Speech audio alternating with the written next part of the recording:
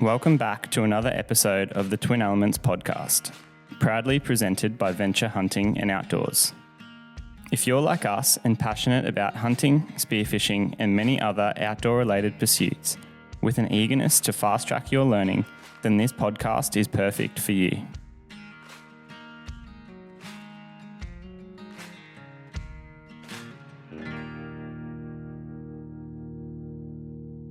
G'day legends, and welcome back to another episode of the Twin Elements podcast. This one is sure to be a ripper. Both James and I are very keen to pass on our knowledge and just general experiences.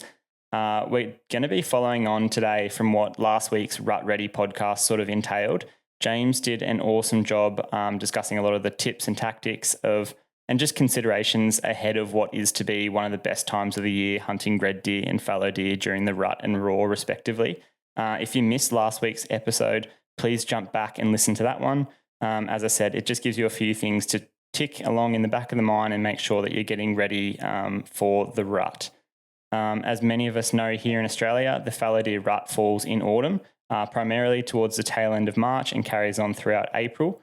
This is a time of heightened rutting activity and some of the best hunting for us in Australia for these respective species. The bucks are preoccupied with does, they're fighting other males, and most importantly, like if we're lucky, what typically characterizes us as saying whether it was a good or a bad rut is the vocalization of these bucks known as the croaking, which often is a spectacle in its own right. There's nothing better than, rocking up to a property, heading to a gully or a ridge top and hearing, a croaking fallow buck on his scrape. Some of these hunting experiences are the most adrenaline-filled that you will ever experience as a hunter. I know that some of the past rut hunts are some of the most memorable hunts that I've ever experienced. Today, James and I are essentially going to deep dive into fallow deer biology first and sort of try and understate and relate to this and work out why we're seeing what we're seeing during the rut. And then through understanding this, we're going to then be able to break the fallow deer rut into pre-rut, peak rut, or prime rut and post-rut activity, as well as give you some characteristics that you may be observing in the field, which are more easily defined in each period and can basically, give you guys some better tips to increase your odds and hunting success during these times. So jumping into the biology of fallow deer. So really with this, we've got to really look back in history and the past of evolution for these species. Because to be honest, when we talk about rut, it normally coincides with them getting mated so that in the future when the fawns are dropped, and even when you can look at that doe or that hind or that cow or whatever animal it is, that she's, pregnant during a really good nutritional period, and then she has her fawn equally at a high nutritional period. Because obviously the stresses that are put on that mother, whether it be any mammalian or any species, is quite high. Like, lactating is a huge energy input, and also, protecting a fawn and doing all motherly responsibilities. And so when we talk about rut, like everything is cued so that for that nutritional benefit, or, to increase the likelihood of that mother rearing her baby from the point, parturition where she actually has the baby to weaning when she essentially, it stops feeding and then she kicks it off the tit and it goes around and, goes and continues living its life. You can sort of simulate what's occurring with these fallow deer with other animal species, as James touched on. But one of the greatest examples is, everyone would have watched Animal Planet or, some of these documentaries on the television where there are these African plains game doing these great migrations, literally traveling to a spot where they're going to all give birth at the same time, ideally within a very tight window, because, through evolution, they've worked out that if mother A gives birth on, the 1st of December, and then mother B gives birth on the 7th of December, that gives predators a period in time where they can eat that first baby because it's the only one. They can smell, the placenta and all these things that happen during birth. That mother is relatively defenseless. The other mums are trying to, avoid predators, so they're not obviously going to help. That animal, that fawn, for example, in this instance, gets predated upon. And then they've got time as predators to go and eat, fawn number 2, 5 or 6 days later, whatever example I used. Whereas if, as we see in those African plains games, there's 10,000 wildebeest giving birth to 10,000 wildebeest calves or fawns on one specific day, the percentage of fawns or calves that are getting preyed upon is so minimal compared to if they scatter that out. Over 12 months, for example. And it's all coinciding as well with that fresh green grass that's, that they're migrating to in those animals' instances.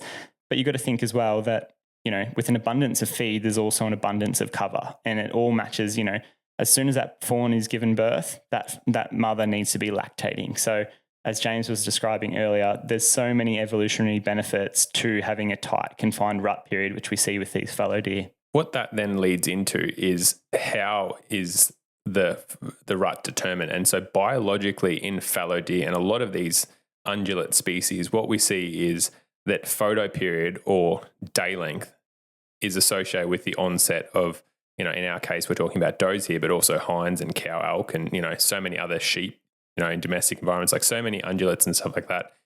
Day length is what underpins the cycling, the cyclicity of their year, really. And it's the same with even like then that underpins like the testosterone levels. So then also determines like antler growth and whatnot in the male species of these ungulates. But what actually happens is, so with the reduced day length that we start seeing through the autumn transition period, that then triggers the pineal gland to increase the level of melatonin through. So like with reduced day length, there's less stimulation in the eye, which then stimulates the pineal gland, which increases the production of melatonin.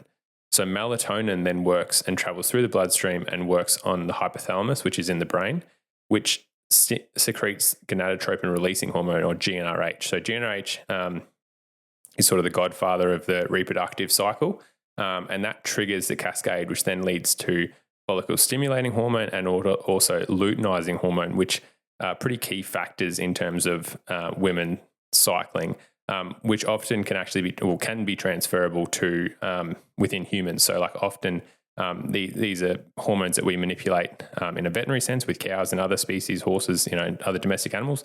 But we also sort of manipulate them when you look and talk to people that, are doing IVF and those type of things. So these are hormones that some of you guys and girls that are listening to this may be very familiar with. And so that then causes the doe to start cycling. And so that trigger, which is ultimately set by a reduction in day length, then leads to this cascade of hormones, which then obviously cause the synchrony of and the beginning of does, in this case, cycling. And that's sort of, so understanding this, it's going to be extremely unlikely, nearly not occurring for a doe to be cycling during summer. It's like just something that's not going to happen because there's simply not enough melatonin being registered by the pineal gland because the day length is too long. There's too many sunlight, daylight hours, if that makes sense. So that's why it's occurring, as we said, in March, April, in autumn, as the day length is decreasing towards winter when it's normally the shortest day length and darkest amount of daylight hours.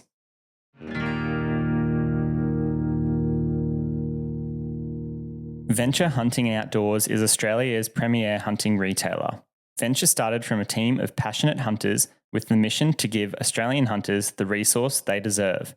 Through community events, top quality gear, exclusive deals, and expert guidance, Venture is more than a hunting store, it's a community. Check out their incredible megastore in Brisbane today, or head to their website to shop all things hunting and outdoors. So what we've tried to do is obviously just outline the biology of why and when does will start cycling. But what we've got is a pretty comprehensive list of all the factors that I guess affect that. Often we see it where one rut's not quite as good as the other.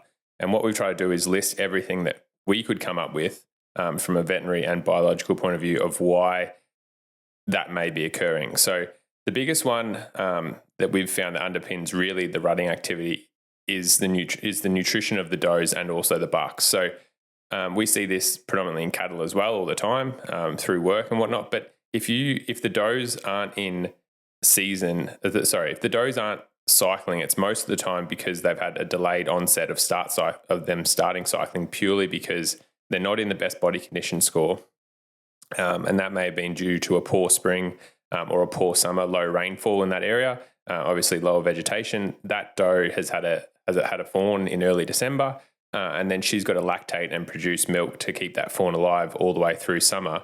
And so she may be going into that March period, and instead of her starting to cycle, she's not in the body condition score that she should be in, leading to her having delayed cycling. And then obviously they don't all synchronize, as we'll talk about, and then you get this more spread out rut period.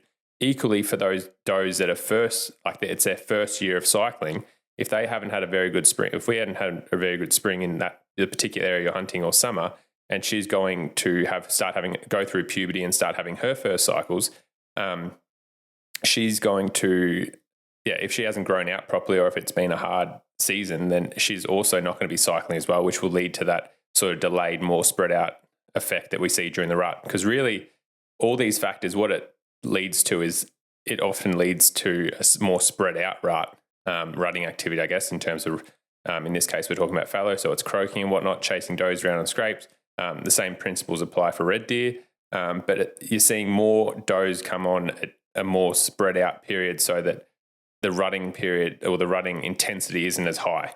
And then that leads to obviously us being frustrated because they're not croaking flat out all day and there's not bucks croaking everywhere. And you're more getting these like sporadic stuff where like, one day there's flat out croaking and the next day, it's crickets and you can barely find a buck. It's interesting, like with the veterinary perspective that James and I both have, and like working with cattle and dairy cows and beef cattle and things like that. And obviously as a production animal and part of the livestock industry, farmers and producers want to obviously get their cows at peak reproduction. So they're getting a calf every year. By the time they have that calf lactate, that calf is weaned, they're then able to like re-fall pregnant and breed again, and then match that cyclicity of, every 283 days or whatever their gestation is, they're having a calf. It's mimicked in the animal kingdom. So all these hinds, if you think of them as this prime breeding animal, wants to be having a fawn or yearling or whatever every year. And that same like veterinary like viewpoint also applies to those yearling does. If we term them as heifers, similar to like beef cattle, you want them hitting like their critical mating weights, like which is a term that we use in the beef industry, where by the time they're ready to be joined, so met with a buck, you want them at a certain body weight percentage in cattle. And then by the time that they're actually giving birth, they're not going to be an adult cow after, I'm not sure what the actual timeline is for deer, but for cattle, it might be 18 months or 24 months or whatever. But you also have these critical mating weights and then you want them to be, say, 70% of their adult weight at the time they're joined or ready to have their fawn. And just like assessing the yearlings this same way, if you see yearlings that are way too small, they're going to get misbred, and then they're not even going to cycle because they haven't reached puberty yet. And then as a result, you're going to start noticing that your deer population is going to be declining because these animals aren't having fawns at, say, 18 months. They're having fawns at 24 months or something like that. So it just pushes everything back, and it really can be something that you notice if you start looking at these animals as like athletes in a way, and like livestock in the sense of their main point of like purpose, I guess, in life is to mate, reproduce. That's their like success and fitness. They go through puberty when they're about 16 months and 60% of their body weight. So if you can imagine and those are sort of coincide together. So their gestation's 230 days, so 7 months. So roughly, they're going to start those does or heifer does, as we're calling them now. They're going to start cycling for the first time, like in March of the rut that they're expected to be joined. So those often when you get does, or you hear people often be like, yeah, I'm still getting croaks or hearing croaks in May, and some people even heard it in June. Obviously, I'm not there, but I would hazard a guess to say it's probably a poorly grown out doe that was either born late, because obviously, that's the thing. Even we talk, and a lot of this is drawing from our veterinary stuff, but a calf that's born at the very end of calving, and same with a fawn. So a fawn that her mother she got joined really late in April. Well, she's already a month behind in growth compared to one that was a doe that was joined on the 1st of April. So, she's got a month less of growing to do. So then she'll likely be smaller. She'll likely get bred later, and so the cycle continues. And that's where we had in here a bit of like a sort of a management or herd pro tip, in the sense that like if you're looking for meat animals, and we'll get into a few other tips and stuff with managing your herd and improving your rut in terms of activity, and having a healthy herd. But yeah, like having the tightest synchrony possible, which means like the tightest fawn drop as well possible. So if you get to the rut and you get those, like if you see any fawns that are like half grown that are still running around, if you're looking for some meat, like those are some perfect animals in terms of obviously like eating quality, but also in terms of just managing your herd, because she's going to cycle really late, and which means she's probably not fully grown, and like a fawn is roughly about 10% of the body weight of the doe when she's born. So like that fawn is like, if she's a smaller doe, then that fawn's going to be smaller, and it's going to be late, which means it's going to be later. And so like, as you can see, hopefully these like factors are all like ticking along in your brain. As you can see, like there's so many factors that underpin like how your rut is going to go. Like there's so many things that we talk about, like, and we'll get into as well, like moon phase and temperature and all those type of things. But even like just nutrition, and factors around that is like definitely the biggest underpinning thing. And it's not even like what we're saying, like 2 years before, where they have like a really bad season or the does cycle late. Well, that can affect a rut in 2 years' time when those does are then coming in to be bred if the season's been crap. So it's like, you know, there's so many more factors than what we've sort of ever previously thought. And that's what we're trying to sort of break down for you guys. Nutrition's that large where I know in the United States they've done studies on like captive whitetail. So this isn't obviously talking about fallow deer, but you can probably like simulate the rule here, where in utero. So when like a fawn is in utero in the doe, if she's poor nutritionally and low body condition, she's obviously been bred and conceived, like she's got a fetus inside of her. When that buck hits the ground, he's at like a massive disadvantage. So they've noticed that even if he's got the best genetics because they're in a farmed environment, he's got an amazing father stud whitetail that's bred to a doe with good genetics, or assume good genetics as well. They have history of what those animals should eventuate into score-wise, like inches-wise of antler.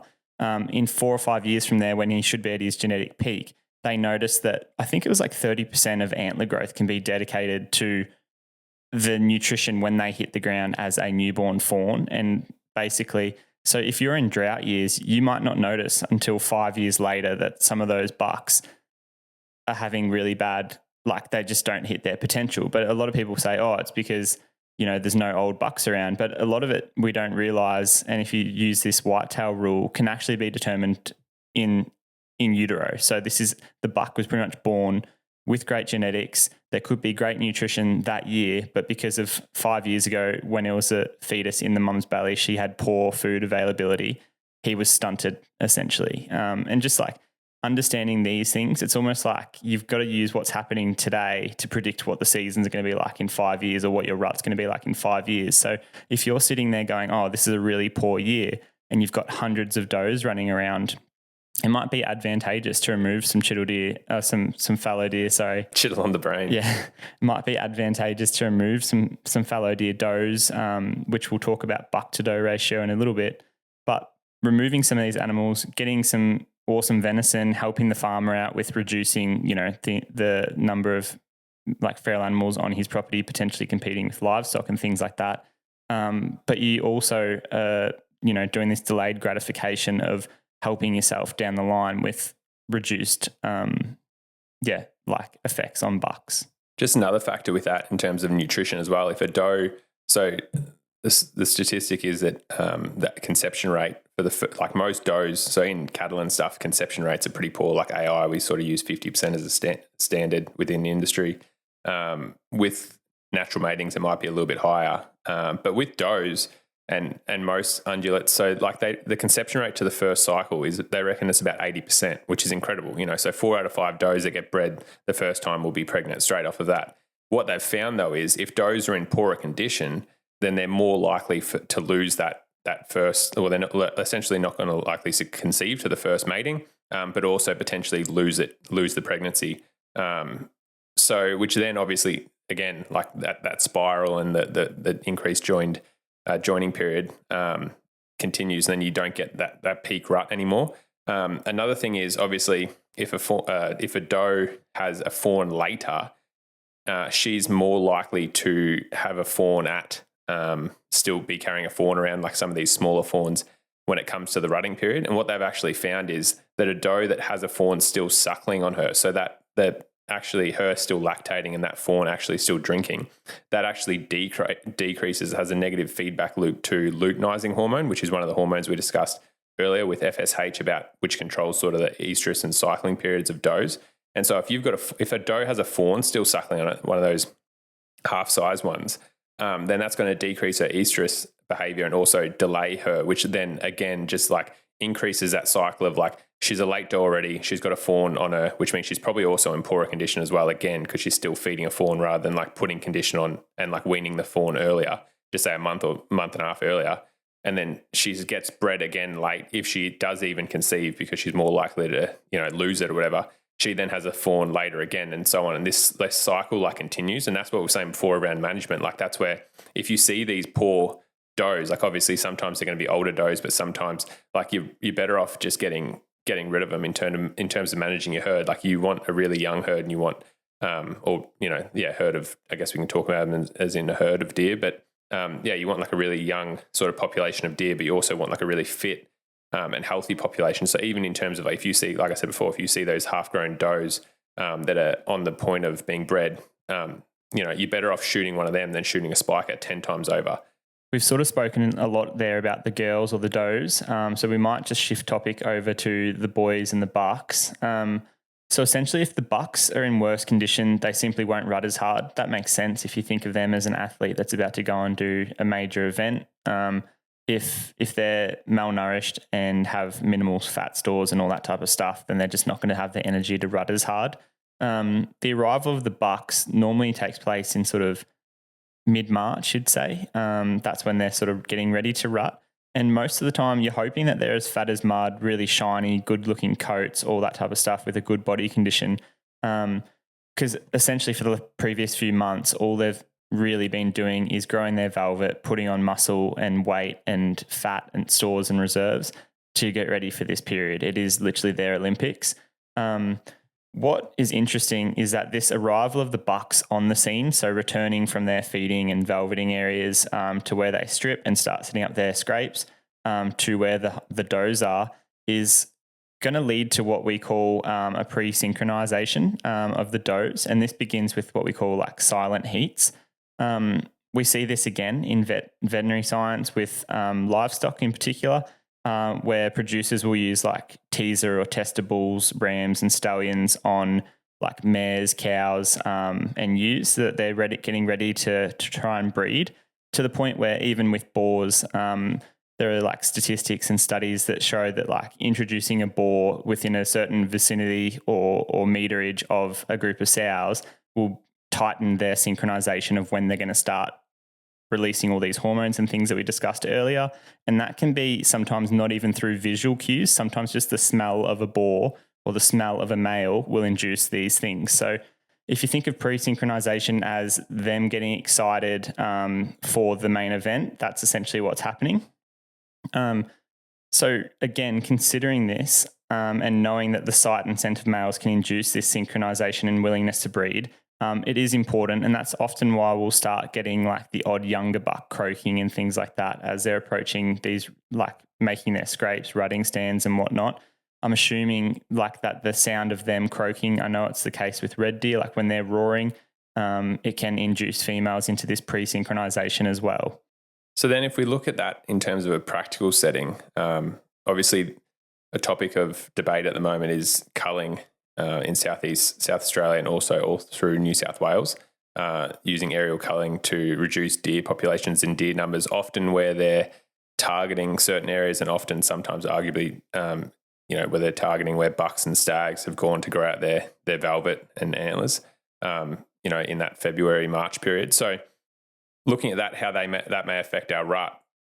If even though a place is getting chopper shot 20 kilometers from where your main block is, it's often nothing for a buck to travel that far, or especially like a red stag to travel that far for the rut. And so inadvertently, it may be affecting your rut because bucks that should have been rocking up at your place never rock up, which then obviously, as we'll get into, affects the buck to doe ratio, but also affects this pre-synchrony and how tight the joining period or the rutting activity is going to be for those does or those hinds. So there is little effects like that we don't even, once again, like you haven't really thought about or predicted of how, these sort of antics can affect your rut. And that's the biggest thing is like you can have all these considerations, be sort of assessing a herd or a mob and working with property owners to sort of manage a deer population and things that are taking place 20 kilometres, which is as the crow flies, which sounds far, but for a red deer, as James said, like that's an overnight mission. Like he'll travel 20 kilometres to get to his breeding grounds quite easily overnight. It's nothing for a red stag to move that far. Not being able to like take into account these factors and sort of necessarily do much about it, but you can sort of understand like, we normally start seeing bucks coming through in that mid-March period. They're not rocking up, what's happened, and sort of being able to assess that situation can be quite insightful. The one that we all love to talk about is the temperature. So as Ayden mentioned earlier, these bucks, they're pretty much athletes. Like they are going hard for, arguably sometimes, 2 weeks, sometimes up to a month. If there's high doe populations, obviously that sort of bell curve and that rutting activity of does coming on spreads out. But, you can use the analogy, like, would you rather run a marathon in 35 degrees or 5 degrees? Like, I know which one I'd be picking. And so really we see, and this obviously doesn't affect the cycling and whatnot, it can affect does and especially cattle. Like if the hotter it is, they're less likely to actually display estrus for us to see. But obviously like a buck is going to be very easily be able to identify for does in season. From all the cues that he gives her and just the fact that she's rocking up at the scrape to be bred. But what we certainly see is just a decrease in the actual what we would call rutting activity. The rut's still taking place, like does are still getting bred, hinds are still getting bred. But what's happening is they're showing less actual activity in the form of roars, croaks, touching up their scrapes, covering distances, whatnot. They're almost like lethargic, for lack of a better word, where it's all just dulled down a fair bit. And they're just, sort of doing the bare minimum because it's so hot that, they might croak a little bit in the morning and a little bit maybe very last light, but all through the middle of the day, there's very minimal rutting activity, which makes it hard to obviously hunt. You only get a very short window and hence the fitness tip from the last podcast. You can also sort of see that generally with these, like as the temperature decreases, the mornings and afternoons are a bit darker, gloomier, characterized by like dim lighting and cloudy days and fog and whatnot.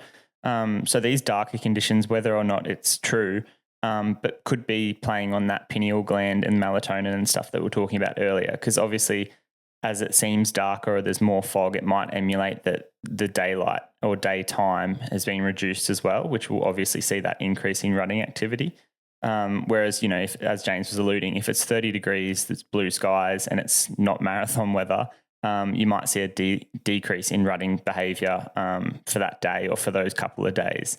That sort of leads us into rainfall, which we sort of don't believe is a massive factor, but it is worth mentioning in the sense that rain does bring with it often cooler temperatures and that dim lighting.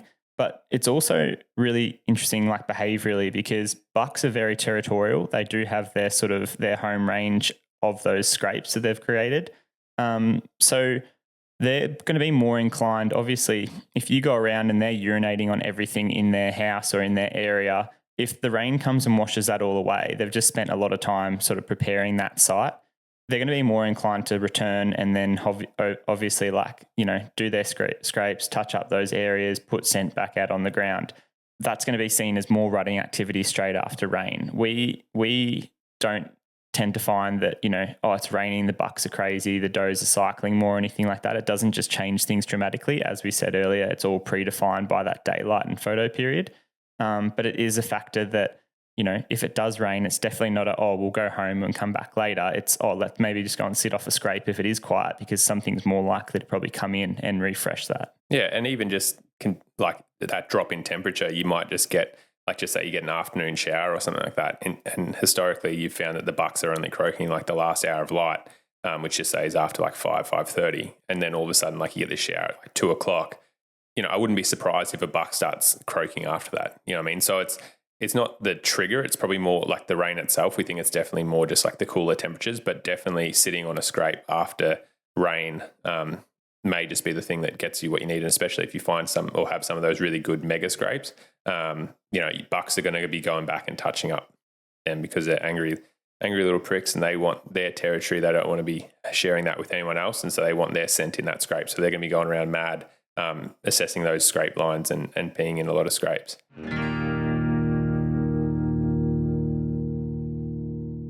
With the rut nearly here, it's time to restock your supplies. And for us, look no further than Cayuga Broadheads. Ayden's shooting the 150 grain Zots while I'm shooting the 150 grain pilot cuts with bleeders. Whether you're shooting a Zot, an old school, or a pilot cut, we have complete confidence in their range, and we know you guys are going to love them too. Use code TWIN10, that is TWIN, 10 numerically, to get 10% off your next order and stock up for the rut now.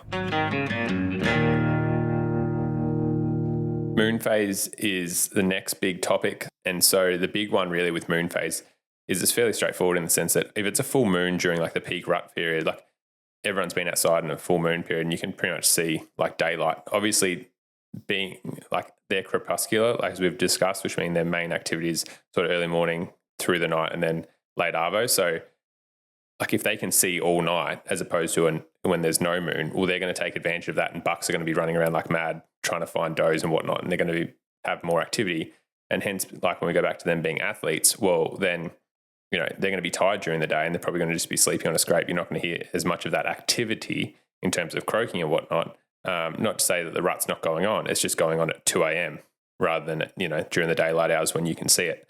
Another thing that I found to do with moon phases, I guess, and especially like the big one, obviously, is the full moon, is weather-wise, it's more likely to be associated with like days that have no clouds and like open blue skies. So obviously then going back and relating that to weather, then if you got a full moon, they're more likely to be already sort of having more rutting activity at night.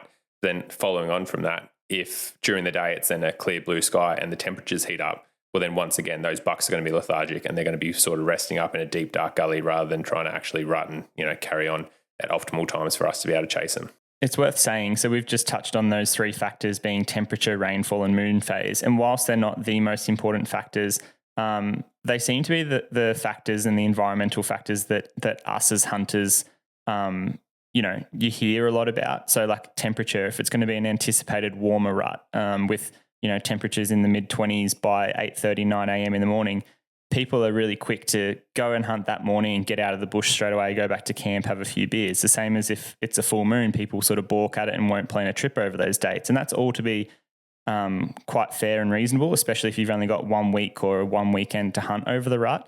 But if you've got the ability to go out to a property every second day, every day, and hunt for weeks at a time over this period, I think it gets really important, and it's worth mentioning that these factors, whilst they are important, are all lesser to that daylight period and the photo period when, this is the time of year when they have to breed. So even if we're not hearing the spectacle that is fallow bucks croaking and fighting on every scrape, the rut is occurring whether we want to believe it or not. And often that will take place as, quite a quiet rut. So there are times that, as we've said, it will be extremely hot. It's 25 degrees by 9 a.m. Instead of going back to camp, if you're sitting on a ridge just glassing a particular area, a buck will sometimes lose a doe that morning and go back to his scrape at midday and start croaking again. And because we've already conceded that it's going to be, the conditions aren't great, we're back at camp. You never see that. And then you've got the added benefits of the thermals being really good, particularly potentially like a buck on the scrape by himself at 12 o'clock, letting out a croak to let the girls know he's there, and then he might bed on that scrape, but you've missed it if you're back at camp. So it's just, a reminder that whilst these factors are important and do help us sort of understand the fallow deer rut and biology a little bit more, it's not the be-all, end-all. Like at the end of the day, you've just got to be hunting and sort of, applying all these lessons. Yeah, a lot of these factors are like, if you actually look at, like often people describe the rut, and what they're describing is the actual sort of displays of the rut rather than the actual biology of the rut, if that makes sense. Like the biology of the rut, as we described in the first bit, like does coming on, does getting bred, does having fawns at the perfect time of year, that happens every year at the same time, regardless. Like that's not what actually people are talking about when they often describe the rut. What people are describing when they say, "Oh, the rut was shit," was, "Oh yeah, bucks and does weren't roaring their absolute heads off all day," and those factors that we just described are the reasons why they're not doing, or most likely not doing it. And so, like, there's going to be does, and like what Ayden was trying to elaborate on, like there will be reds and bucks that will find a hot doe or a hot hind at 10 o'clock on the hottest day of the rut, and they will be bloody calling their tits off, telling you where they are on the hottest day. And like we've seen it for so many times. It's like, yes, the factors all aren't perfect, but it's like they've found a hot doe or they've found a hot hind, and they're going to be letting, well, reds might not be, but definitely bucks will be letting everyone know about it. So it's like these are more to explain why, like these factors are more to explain why you may be sort of seeing what you're seeing, and sort of increase your knowledge around factors that can affect the activity and the intensity of the rut. But it's certainly not like the be all and end all. Like there will be bucks croaking and reds roaring. It's just, whether it's to the intensity of your liking. The next one that really sort of has an effect that we also probably don't give for granted and enough people don't have knowledge around is how much like the population sex variations affect, the rut in terms of buck to doe numbers. So it's something that we don't really look at. Like, and to be honest, it's a little bit of one of my pet peeves in the sense that like people's favorite thing to do during the rut is to shoot spikers to eat them because they're obviously easy, which I encourage people to take as much meat as home and feed their families as they can. But I would sort of discourage people from shooting spikers, as we'll elaborate on in a second, and more likely to shoot or better off shooting does for the whole health of the population, but also for the benefit of their ruts to come in the future. So buck to doe ratio is extremely important. This is essentially like male to female ratio. So the closer you get to 1:1, one male, one female, the more heightened rutting activity you're going to have. So if you imagine as humans, we walk into a club and there's 10 males, 100 females, us males don't have to work as hard to get the attention of those females. We're not going to be fighting. We're not going to be sort of, posturing, yelling at each other like, mate, that's my girl. Whereas if there's 10 guys in there and 10 females, the rutting activity is going to be a lot more intense. There's going to be a lot more fights. There's going to be a lot more posturing, all these sorts of things. And to bring that back to deer, it's seen, like James has a perfect example, which he might be able to allude to now, where he had a property last year in the rut where the doe ratios could have been 6:1, 10:1. Like, oh, even worse. They were. I got a new property just before the start of the rut, and I'd never seen anything like it. Like I was stoked when I first got it because in terms of fallow deer numbers, I'd never had a property so good. Like you'd see over 100 fallow deer in a day, and you're like, this is incredible. The problem with it is the buck to doe ratios was probably like 10 to 15 does to 1 in the fact that there was this particular buck that I was trying to shoot. He was in a gully with about 50 to 60 does, some days more, like some days he had about 80 does. And the problem with that was there was no competition. Like there was one or two spikers and one sort of satellite buck that was maybe 2 years old. And because of that, like he had the run of the bloody hill. And so because of that, like he would honestly croak maybe once a day. Like that was his whole, because he didn't have to, like there was no competition. Comparing that to some other previous places I've hunted down in Victoria where the hunting pressure was really high. And I think because of that, everything was getting shot. And so there was reasonable deer numbers on this place that I was hunting. But they actually had for the only time I've actually seen in Australia, like there was an actual lek that was set up on this place. And for a lek that people don't know, like a lek is something we see normally through Europe where you've got really good densities of deer, but also the right numbers of buck to does. And the bucks will set up scrapes all within really close proximity to each other. So if you've watched our Bulgaria hunting film, that was like massive leks that we're hunting. And all the bucks come together and then the does come to that lek to be bred. But, in my case, there was like 15 bucks and there was probably 25 does. And the rutting intensity of that was insane. Like there was bucks, you could hear the lek from, a kilometre away almost because there was just bucks croaking, fighting, and then all the does were going there and generally the biggest bucks in the middle. And that's like, that was all driven by competition. So continuing on from what I said before, where, people really like shooting as spikers, well, what you're doing is like how often, like sit here now while you're sitting in your car or your office and driving to work, whatever you're doing, and think, okay, on the blocks that I hunt, how many bucks, and even this principle applies for, red stags, any animal you're hunting, if you want to have a good rutting intensity in terms of activity, well, how many in the previous 10 or 20 years or 5 years, whatever, have I been hunting this block? Well, how many males? Like, don't look at it big bucks, look at it as males. So spikers, any male that you've shot, how many males have you shot on this block? And then compare that to how many does have you shot? And often the answer is very heavily stacked in the form of males. And so because of that, your rutting activity that you see is going to be severely affected.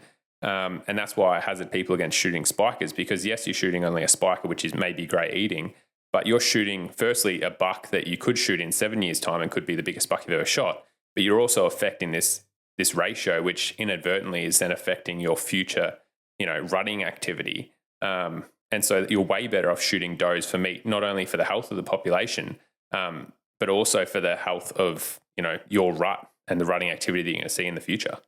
Similar to what James was saying there with his example of that buck tending to, 50, 80 does at a time in the middle of sort of a gully. What we're not accounting for is all those young 2-year-olds that we don't know their genetic potential. Like, their genetic potential in theory should be good if they've stemmed from that same property and whatnot. But some of these bucks are coming from 20, 30, 40 kilometres away, have unknown breeding status and genetics. They could be terrible heads where their second year head is essentially what they're going to have for life. But as people that are sort of, again, this is very glorified trying to manage their deer populations. If you just want to go and shoot meat, a lot of this podcast probably isn't, relevant to you. But we're talking about, managing places and hunting for a better rut experience and just taking into some things in account. But by knowing that that buck is tending to 50 or 60 does, there's no way that he's going to be able to count and breed all those does, which means that there's an extra 10, 20, 30 does slipping away to the sides. And if there's a male that's standing on the sides, he doesn't have to fight because the big buck's, preoccupied with all these does. There's going to be 2-year-olds breeding deer or breeding does, and that can have effects on the population later on as well. Like, they may not be proven breeders. They're not the dominant buck and things like that. So understanding these factors gives us like a bit of a greater picture into like the population factors that we're seeing, as well as, the rutting activity. Additionally, like what Ayden was saying, they couldn't, this buck couldn't get to all these does. So I actually hunted the rut and then had to go and work for a couple of weeks abroad, and then came back actually, like, I think it was the 8th of May or something like that. And there was still bucks croaking and like chasing does around and stuff. And that was purely because I think there was does that, personally, I think it could have been a combination of nutrition, like we've discussed earlier, and delayed onset to estrus and stuff like that. But also I just think because the buck to doe ratio is so absolutely shit, that there was bucks that, like, there was does, that were cycling that didn't get bred because there was no bucks around to breed them. There's also a massive component with fallow deer in particular, where the does, or like does do have a female choice to breed. Like, they're the ones that initiate breeding with a male a lot of the time. As you see, like a red stag, for example, will travel and try and round up a harem and then fight to keep that harem together. Whereas a fallow buck will often go and set up and establish a territory via a scrape, and then he will sit on that scrape and sort of call out by croaking to the does in the surrounding area. And they're often doing it strategically, like he'll be on that upper third of a ridge where they've got a good viewpoint and whatnot, and they can see where the rival bucks are going to come from. But they will croak leading up to the peak rut, and that attracts the does to the scrape. So the females actually play a huge role in selecting the buck that they want to breed. In an ideal world, they'll have, 5 bucks. There'll be a dominant buck on the scrape, 5 satellite bucks, 10 does, for example, in that area. And those 10 does are going to go and stand on the scrape with the dominant buck, and the smaller, lesser bucks are going to have to race up there, try and pick one of those does out. And that's what initiates the fighting, because the big dominant buck with the impressive antlers, the better health and body condition score, the more high, the vigor, they're the ones that are dominant on that scrape, are going to be the ones keeping the does. And they're the ones that the does go, he's strong, he's successful, we're going to breed with him. So that's, again, there's so many components to this, and so many factors that play into the fallow deer rut. Understanding these give us a greater picture as to why and what is occurring during the fallow deer rut, and it also enabled us to implement strategies over the different courses of the rutting season, which we'll touch on in a second here. So what we've done now is we've broken the rut into essentially 3 different sections to sort of indicate a little bit more on the biology and what's happening with the bucks and the does at this time, but then also go into a bit of tips and tactics on our sort of preferred hunting styles and methods that we think are the most effective for sort of getting it done, whether that be pre-rut, during the sort of main height of the rut, and then post-rut. So starting with late Jan, early Feb, which we're in now. So those bucks, as you would have seen, they're in velvet and just about to start stripping out. So Australia Day weekend is pretty much our marker for when bucks are pretty much at the end of that velvet period. Depending on where you are, they might have stripped out already or just be starting to strip out. And they've been living in their bachelor mobs for the last couple of months. They've just been getting fat, hopefully somewhere pretty quiet little spot, close to feed and water, and trying to put on as much condition for the months to come when they're going to be rutting as they can. As soon as they've rubbed out, what they'll be doing is they'll be starting to slowly transition back to their rutting areas. So when they actually rock up, the bucks really depends on the buck. So some bucks will rock up, a couple of days before the rut. Some bucks you'll see they'll be there and rolled in early Feb, sort of all the way through to late March. So when they rock up just depends. But what you'll start seeing is an increase in activity, whether that be rubs, scrapes, and just naturally more deer moving around. The younger bucks might be chasing the does. And so you'll be seeing that all the way through February into March. As their testosterone sort of levels increase, the bucks will obviously start building that neck muscles up. They'll be wanting to spar one another, so you might start hearing the odd antler clash.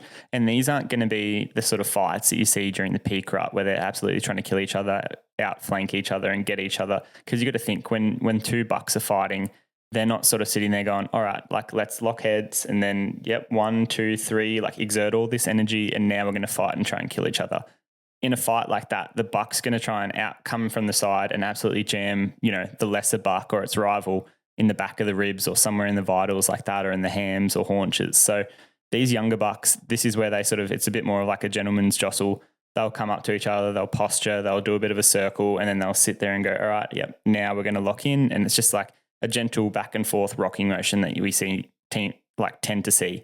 The same thing whilst they're building these neck muscles, like their neck muscles might go from 10 inches in diameter to 24. It would be interesting to actually talk to some taxidermists and see what some of the bigger diameter neck muscles are, or those when they're obviously getting capes and things post rut. But the hypertrophy of the neck muscle in fallow deer and reds and these rutting animals would be so insane. And just it seems like the skin gets thicker as well. Like obviously their neck muscles are going to be protecting because that's where the antlers are and stuff like that. But it really is like a bit of a spectacle, and physiologically it's like amazing what this testosterone will do. But that's also going to be seen as this testosterone rises and gets closer to the rut.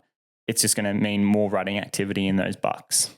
And leading into March, right before sort of the main event. So we've said pre-rut sort of leading all the way up to the end of March, but it really does depend on where your hunting block is. So like in high density areas, there will be bucks croaking and showing like all those signs of rutting activity, from the 20th of March, just say, if you're in a really good spot and a really good property.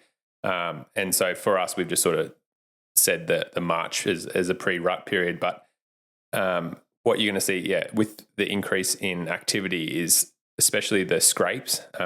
So bucks showing up, and that's where having cameras set out to identify what bucks are going to be around during the rut. Like some of these bigger bucks will actually come late, but some of them will also come quite early. And so you might find your target buck, at the start of March. And I mean, you might even shoot the best buck of the year or that rut before the rut even starts and before you hear it croak. So that's where cameras are a really good tool in that sense. And setting them up on especially like scrapes that from previous years before is a really good idea. But that then leads into sort of our main tip, I guess, for hunting ruts, hunting bucks pre-rut, and that is rattling. So as Ayden alluded to, initially it's like a little jostle between younger bucks, but especially when the rut sort of started kicking off, but before the does have started being bred and that type of thing, like bucks are going around like mad, touching up scrapes, rubbing their antlers, increasing those neck muscles.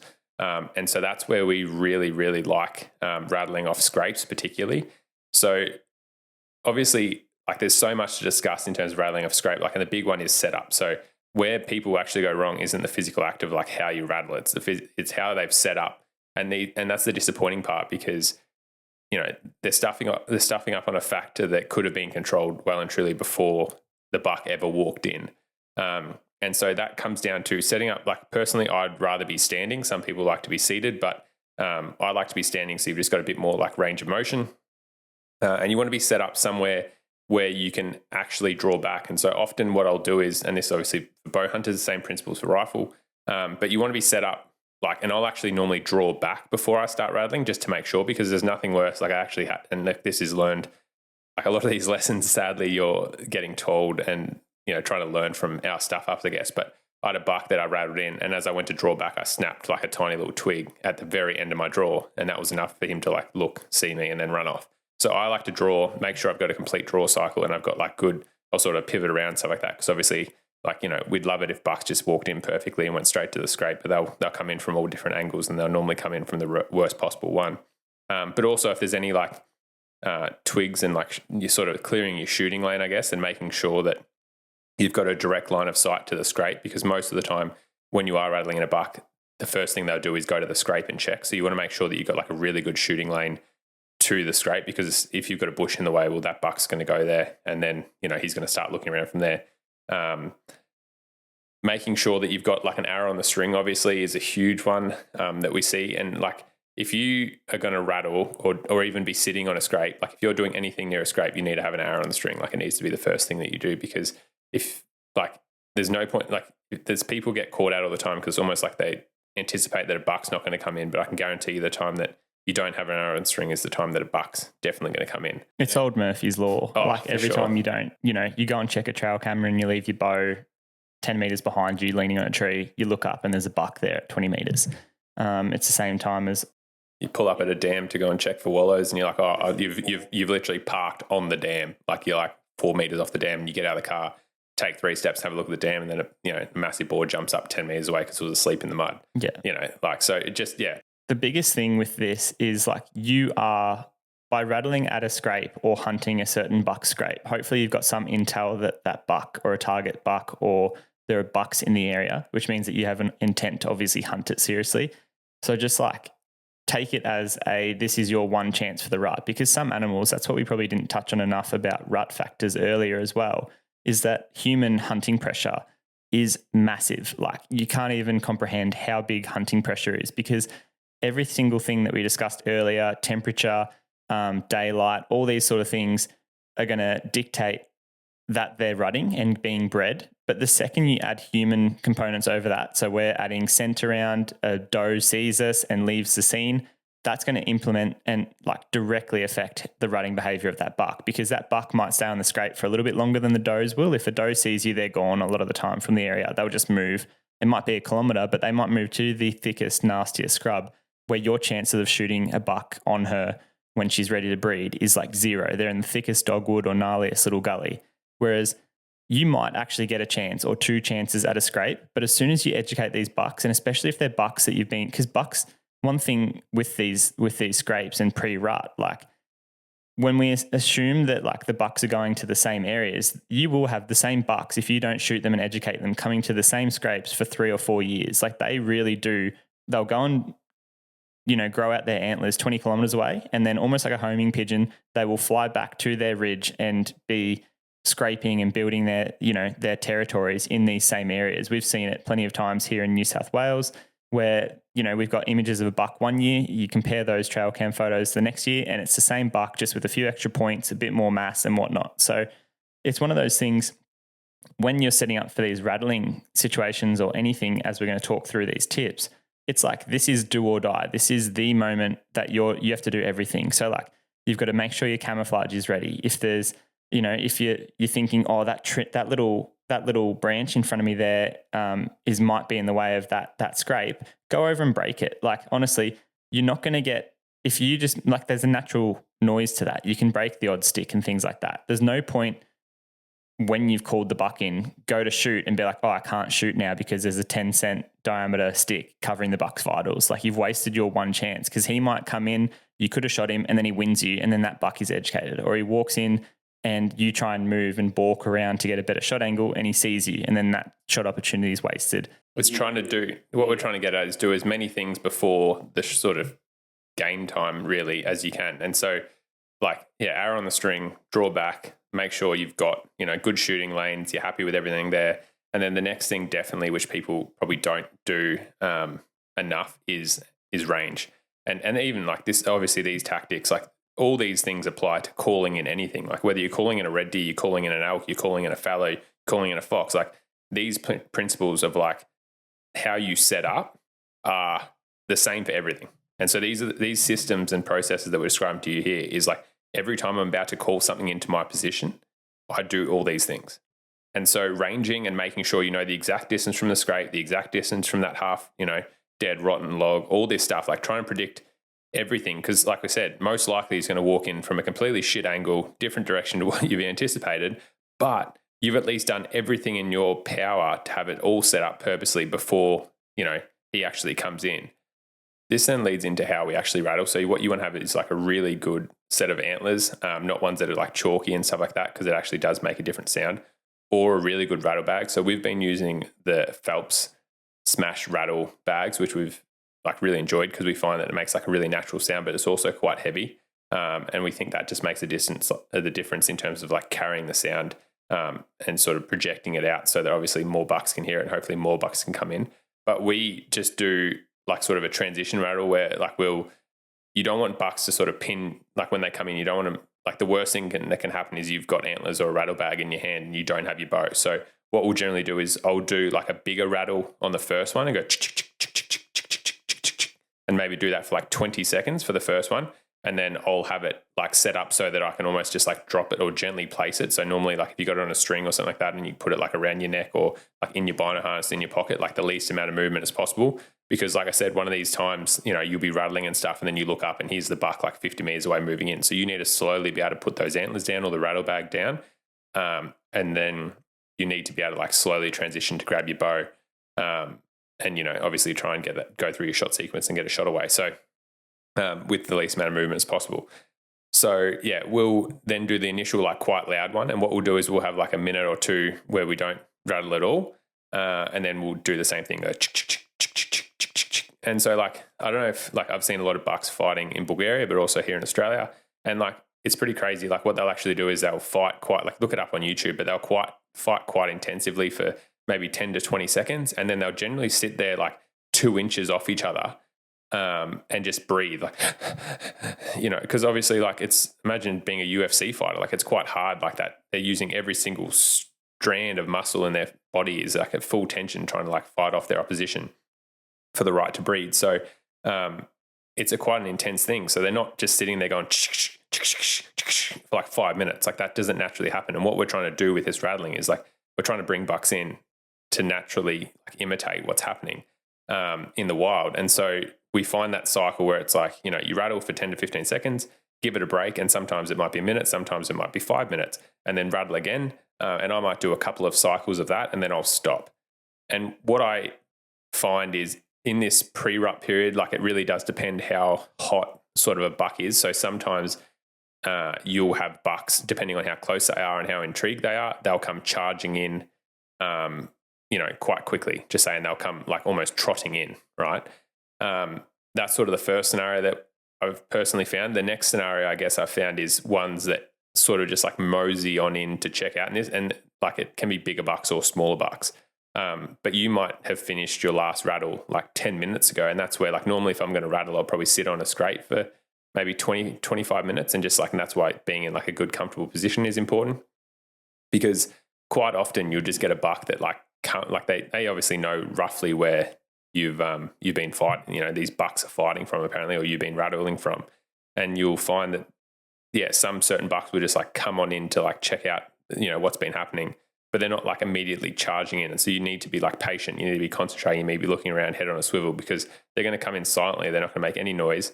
And they're going to walk up to the scrape. And I can't think of how many times, like you're looking around, all of a sudden you like look up and here's a buck like 40 meters away walking in. But it's been 20 minutes or 25 minutes or whatever since you've actually done your last rattle. And they've just like, they might have been across the gully and just been like slowly walking over the whole time. I don't know. I'm just sort of hypothesizing, I guess. But it's like, yeah, just make sure you're like constantly aware and make sure that you're actually like looking around all the time, and you give the credit and dues to what you're doing and actually sit and wait and see what comes in. I think anecdotally, what like can affect these sort of approaches of the bucks. This is again just a theory, but like we'll often rock up to a property. As I said, you can't often hunt and rattle every afternoon, so you don't necessarily know what the buck's doing. Like you might be going into a property saying, "Yep, it's April 5th." Previously, they were fully amped last year, but because of these environmental factors or whatever or whatnot, they might not be this year. So a lot of the time, we'll go in and rattle, and if the buck doesn't run into 20 meters in 30 seconds, we're like, oh, they're not quite rutting yet. But we might not know that that's the first set of antlers that they've properly heard for the last month. Like there might actually have been no bucks fighting. So that's why you might get, elicit a buck coming from a gully or two over. He's definitely heard it. Like don't ever like doubt or hesitate as to how loud, a single doe call is. We've called bucks in from hundreds of meters away. We've called bucks in from kilometers away with rattles nearly. Like you can honestly watch them cover ridge lines so quickly. But in the same sense, if a buck's not quite in the mood because he hasn't, smelt that first doe in season or heard those bucks fighting over what could be potential does, he might mosey in over half an hour. So that's why there's certainly like a patience element to it.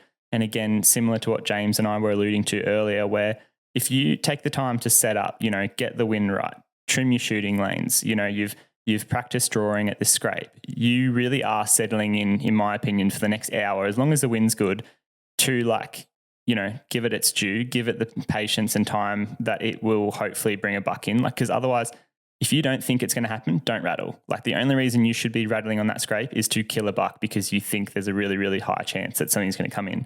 If you don't, no point educating these deer. And that's a big one, like education of these deer. Like, sit there and think, okay, well, how many, like all these, like you guys that are listening to it, how many times during a rut or the last 10 ruts have you actually ever seen or heard bucks rattling?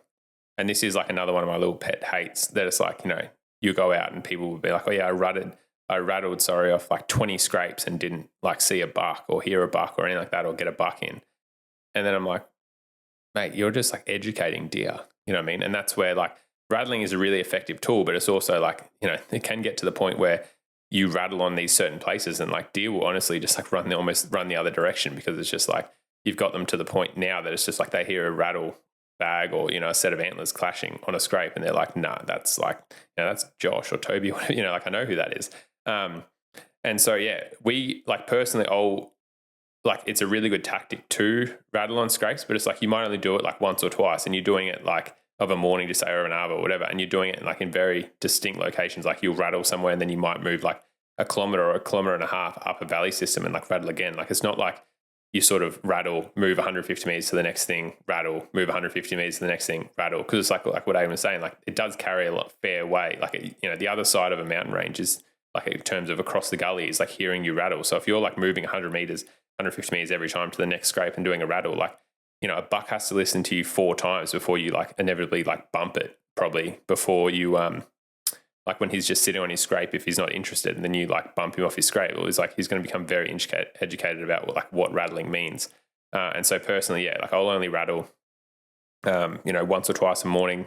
I prefer mornings personally because I find like the response rate and bucks, like maybe it just being that little bit cooler, bucks are more likely to come in. But then, yeah, if I'm going to rattle in the afternoon, I'm generally doing it like in that last sort of hour of light, when I know that bucks are more likely on their feet, more likely cruising around, checking scrapes, seeing what's around, scraping trees, that type of thing. Like getting a buck in the middle of the day to come into a rattle, like it certainly does, it certainly happens. Certainly, it's just like lowering that barrier for him.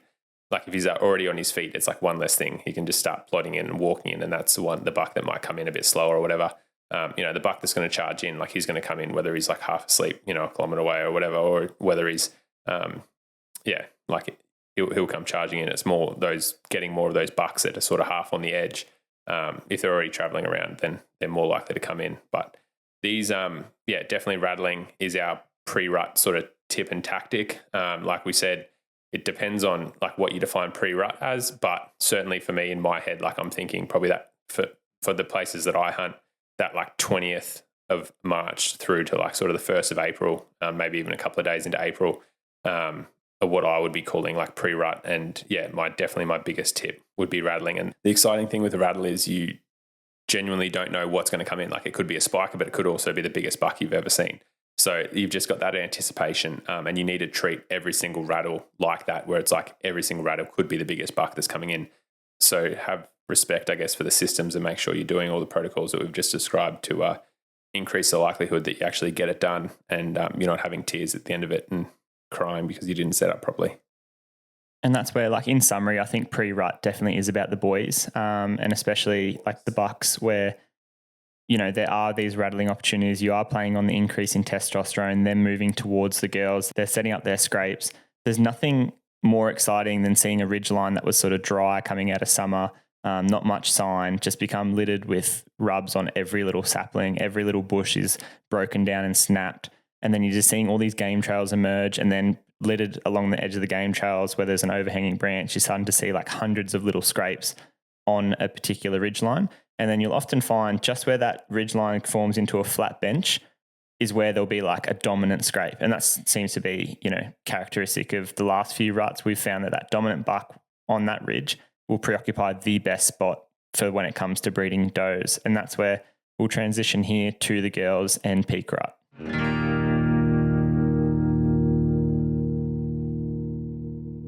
Being so passionate about food and cooking, we have teamed up with Camp Chef. With portable cookware for wherever your travels take you, Camp Chef provides a better way to cook food. Whether in the backyard or the backcountry, shop pellet grills, their cast iron range, or portable cooking systems today. We personally love their large 12-inch diameter skillets and camp ovens for cooking over the coals. So peak rut, we consider is going to be between the 7th and 14th of April. This is sort of a massive plus minus in terms of actual dates. As we said, in some places with high deer density and good buck to doe ratios, that might be taking place in, you know, from the 20th of March, late March, and be a much tighter window then. In other places it starts in early April. Other places it might be from the 14th to 21st of April. Extending, New South Wales and Queensland typically tend to be earlier, whereas Victoria and Tasmania, potentially again because of that daylight hours and things like that, tends to be a little bit later. We like to describe peak rut as, or split peak rut into a very, like, it's hard to define, but a period where no does are being bred up until when does are starting to actually be physically in what's called estrus and receptive to breed, and then those does are being bred by bucks. So what you'll see is, and it's this beautiful period, and if you've got like been hunting fallow for quite a while, you'll understand what we're saying here, but there'll be a period where does are going to the scrapes, and generally speaking, bucks are croaking like mad. Like, it's probably the period that you see the most like rutting activity in terms of like intensity of their croaks and, you know, chasing does, and there's, you know, 10 does on a scrape, and there's, you know, there's 3 satellites on them, and they're all, you know, acting crazy, and we're loving it. You know, generally speaking, most of the time, like, does aren't actually getting bred at those first couple of days. And then we lead into this period which we've sort of separated out really for the benefit of describing some, like, our favorite sort of hunting styles of that period, in when does actually start getting bred. And that's where, like, you've got to think these bucks since March, in most instances in that peak rut period, have been, like, you know, strengthening their neck muscles, their testosterone's rising, but there haven't really been girls there on these scrapes. So you've got to think, like, now in this peak rut, often it's towards the end of March, early April, whilst the does aren't necessarily, like, they're in their stages of getting, they're in their estrus cycles, getting ready to ovulate and breed essentially. But these girls are starting to rock up to the scrape. So it's like, it's the real deal. Imagine you going to the gym all the time as this young male, you know, 18 to 21 or whatever, and you're just going to the gym and there's all these guys around going, oh, awesome work, mate. You're looking really fit, blah, blah, blah. And then you finally get the chance to go out to the club in this end of March, early April. And you're like, holy shit, there's actually women at this club. Like, you've got to think, you're flexing in the mirrors, you're doing all this random stuff. Like, you know, you're buying drinks, you're getting, you know, rut obsessed as these bucks are doing. Because finally it's just transitioned from, you know, this getting ready to the event is very much nearly there. And that's when you're going to get all this, you know, spectacle of rutting activity, as James alluded to. And from a doe point of view, like, the reason why they're actually coming to the scrapes is like what Ayden was saying earlier. The does choose the bucks that they want to breed with. So the does are actually going to these scrapes. Like they're starting to cycle. You know, they're starting to feel their, like, you know, the hormones are obviously pumping through them. But the big thing is they're shopping. They're looking around. Like they're seeing what bucks are around, seeing who they want to be their baby daddy, I guess. Like they're trying to pick a buck. And so they're going to the scrapes. The bucks are going wild. You know, they're croaking. They're trying to show off. Like fallow deer are the most visually displayed creatures. Like everything about them is loud and proud. Like they want to be seen. They want to be heard. Like it goes to where they're, you know, where they set up their scrapes. Like they generally, like what Ayden was saying, like they generally set their scrapes up on these, like at the head of a gully sort of thing, on a bench, like two-thirds or, you know, 3/4 of the way up on a bench. And they want to be heard. They want to be seen. Like they're very much visual creatures. Because the more loud they are, the more likely a doe is to pick them, and then hence, you know, they're showing off their physical characteristics, and then, you know, that's obviously going to be passed on, or they're hoping that a doe is going to select them, and that's going to be passed on because they're fit enough to survive, you know, defend off rival bucks, and then obviously get the privilege to mate that doe. And so that period we love, for me personally, like it's probably one of my favorite periods to hunt, just purely because the bucks are going wild, and generally there's a sort of congregation of animals on the scrape. And so in terms of rut hunting tactics, they're generally sort of sitting on a scrape with competition around them that's like triggering them to keep, like triggering a buck to keep on croaking. And so generally speaking, that period, my favorite tactic is just spot and stalk. And so because of that, like, the biggest thing, and especially like what we've learned from filming, but also just from hunting personally ourselves, like, stop what you're doing, listen to what I'm saying right now. The biggest thing that is going to ruin you in this period is a doe spotting you. And so I'll repeat that again. Everyone walks in, a buck's going absolutely crazy. He's normally, just say even, he's got 5 to 10 does on this scrape, right? And the thing that is going to ruin your stalk is not the wind. Everyone always believes it's the wind, or they all ran off because of the wind, or they pushed up to the next scrape and the buck started croaking, you know, because one of the does wind us, whatever. It is never the wind. Like, I guess I shouldn't say never. It is very rarely the wind. If you are going to get busted when you're approaching a croaking buck, it is because a doe has seen you. And so take that into account when you think like you're doing your next stalk. If there's a buck croaking on a scrape, 9 times out of 10 is croaking at a doe or croaking for a doe, you know what I mean, within a very close proximity, you know, within 10 meters. And often in autumn, by the time April rolls around, we've had a little bit of rain. And so the vegetation, the first thing that responds is generally the weeds, the woody weeds, which gets to, you know, that perfect 3-foot height. And all it does is hide the does perfectly, to the point that all you can see is a head and ears. The next key event is when, you know, the first few does actually start getting bred in the peak rut period. And the reason why we've separated out and there's sort of this transition is because that really then sends the rut and kicks it off in terms of like the bucks start acting differently. Using Ayden's analogy from before in the bar, where, you know, you've been in the gym, you've been showing off to your mates, and then you finally get to the actual bar. This is when you actually see, you know, guys essentially taking girls home, if that makes sense. And so it just has that, it causes that desperation in the buck, and it makes them more likely to, for example, our tactic is doe calling, more likely and more susceptible to actually coming in to a doe call. Whereas before, you know, when they're just sitting on the scrapes and the does are going to them and they're checking out who's might be coming into season. Well, now there's actually that drive, because there is the possibility that, and they've seen it, or, you know, they've smelt it, or they've done the act themselves. And like now it's the actual possibility that, okay, well, does are actually coming into season. So does are getting bred. So we want to find that doe. And so what you'll actually notice is you get a lot more, you still get like that sort of lek vibe or the congregation on scrapes, but you'll find and see this transition where bucks are less interested in controlling, you know, the whole sort of group of does, and they're more interested in just having that one doe that's cycling at that time.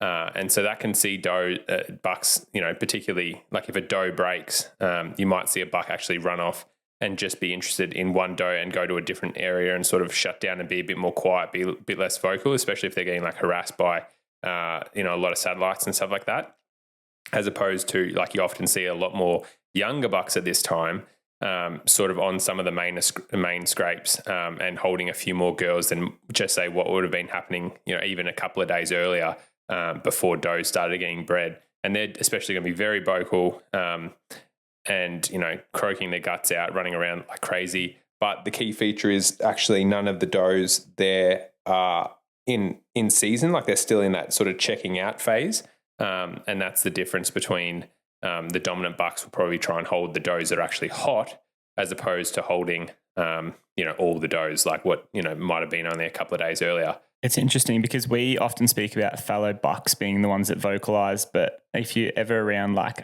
a scrape, you'll hear plenty of little mews and these vocalizations from the does. And similar to what James was saying and alluding to about that nightclub scene where, they do take the doe home and they do breed her. Once that buck has sort of become that lustful and acknowledges that there are in fact girls in estrus and they are ready to be bred, the only way I can liken it to is like you've taken that girl home and then you're sitting by your phone and you're sort of waiting for that text message. And then, the next day, day after, whatever, you're sort of sitting there, you're a little bit anxious, you've bred that doe, and then you get this text message, which you can liken to a doe call saying, hey, like, do you want to catch up again? And that buck is living for that, that contact. So again, the fast-paced, frenetic nature of the fallow rut, that buck might breed the doe for a couple of hours and she's in estrus for up, 2 to 24 hours most of the time. And that just dates back to that fallow deer biology. So he might be with her locked down for 4 hours and then another buck comes in that's of similar size. They fight because it's a true rival in this instance. It's worth spending his resources on actually fighting that buck and establishing his dominance again. But that doe might slip out the back because a little spiker came and harassed her. So she's going to then let out doe calls and say, hey, come find me, here I am. So if you can capitalize on that period where that buck is truly like lustful and wants to re-find that doe, let out a few doe calls, that buck is going to be racing around trying to find that doe, especially if he's lost contact with her or eyesight or like a visual in the brush. And that's one of the most effective ways of killing that true mature buck, the dominant buck, is timing your doe calls right. Because if you let out a few errand doe calls, you're going to get every single buck in the vicinity. And it's quite often the lesser bucks that come in. But we've had it multiple times where a fallow buck has lost his doe. We've got young spikers at 10 meters, smaller bucks at 20 meters. The wind's actually good. So they're not winding us and sort of running away erratically.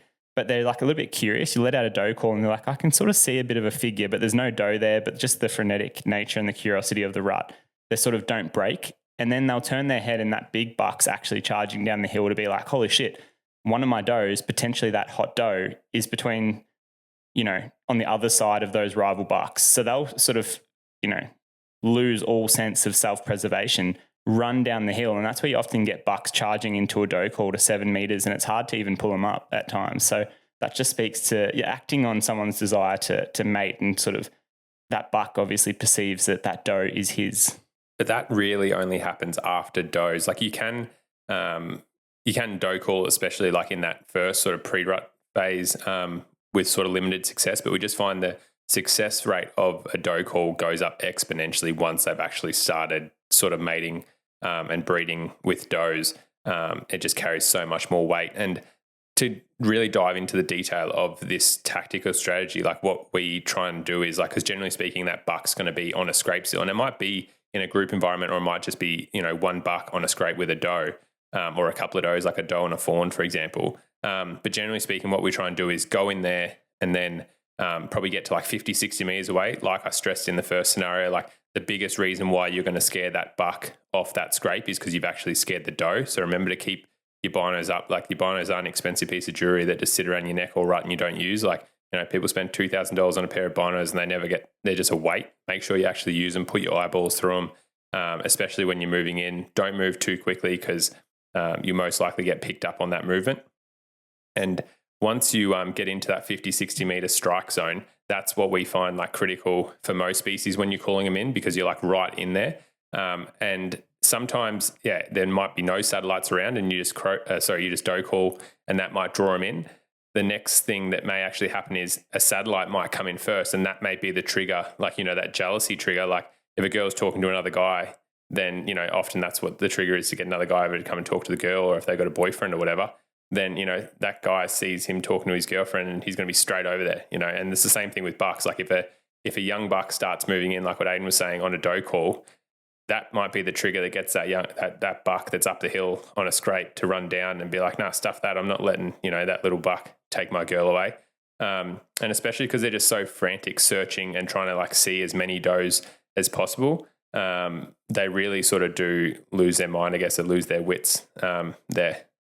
And this is all, if you sort of consider a lot of this podcast and what we're trying to, educate people on and give little tips and insights into, is generally focused at the pinnacle. So the mature buck, the dominant buck, whereas you can take all of these lessons and to a less specific degree. If you're like a new hunter, a beginner hunter, and you're thinking a lot of this isn't going to apply to me, if you're still getting to within 50, 60, 100 meters even of these dominant bucks, and you notice there's a scrape 20 meters in front of you, and your goal for the rut is to shoot a deer, just physically shoot a chittle deer, I would be getting the wind right. Fallow deer. What did I say? Chittle deer. My apologies. So I'm organising guiding and things, and it's chittle deer on the brain as well. But if your goal for the rut as a new hunter is to get some meat, shoot something with antlers or just a fallow deer in general, then one of the best strategies is to capitalize on the peak rut and this frenetic energy and confusion that's going on, and get to sort of a peripheral scrape that is in the area, or just 50 meters off. And if you see a young buck that's sort of frustrated sitting on the periphery of that dominant buck, can't get anywhere near his does, if you let out a little like doe call, he's going to go, why am I sitting there trying to compete for those 10 does up there? I'm going to go and find that lone doe in the scrub where there's no rival buck. And they're just going to turn on a string and come straight in. And it is still everything that we spoke about earlier when calling and rattling bucks off scrapes and things like that still applies. You want your shooting angles. You want to be able to draw and have, faith in your camouflage gear that you're going to be able to draw, because these animals are obviously coming front on a lot of the time or quartering on. So even shot angles and front on angles on animals, especially as a beginner, are less than ideal. So things like that, you really want to focus on making sure that, you can control as many factors as you can. That you're calling an animal to you. So get everything right before you actually make that first doe call. In summary of all these peak rut tips, obviously separated in two periods. The big one before a doe is being bred is obviously trying to get into that 50, 60 meter area and just set up. And you can often get lucky too where, like I said, there's that environment where there's satellite bucks, a dominant buck and a couple of does. We often see where a buck will charge off a scrape to try and scare off the satellite buck. And if you're, 40, 50, 60 meters off that, he will charge off sometimes and run 10 or 15 meters off. And that might be if you just quickly, if you see that happen and quickly, that might be an environment to doe call. These aren't hard and fast rules. You can doe call at any time. You just may not get the response. We're just telling you our sort of proven methods at certain times. But I mean, you can do all these things at different times, and they'll be likely effective as well.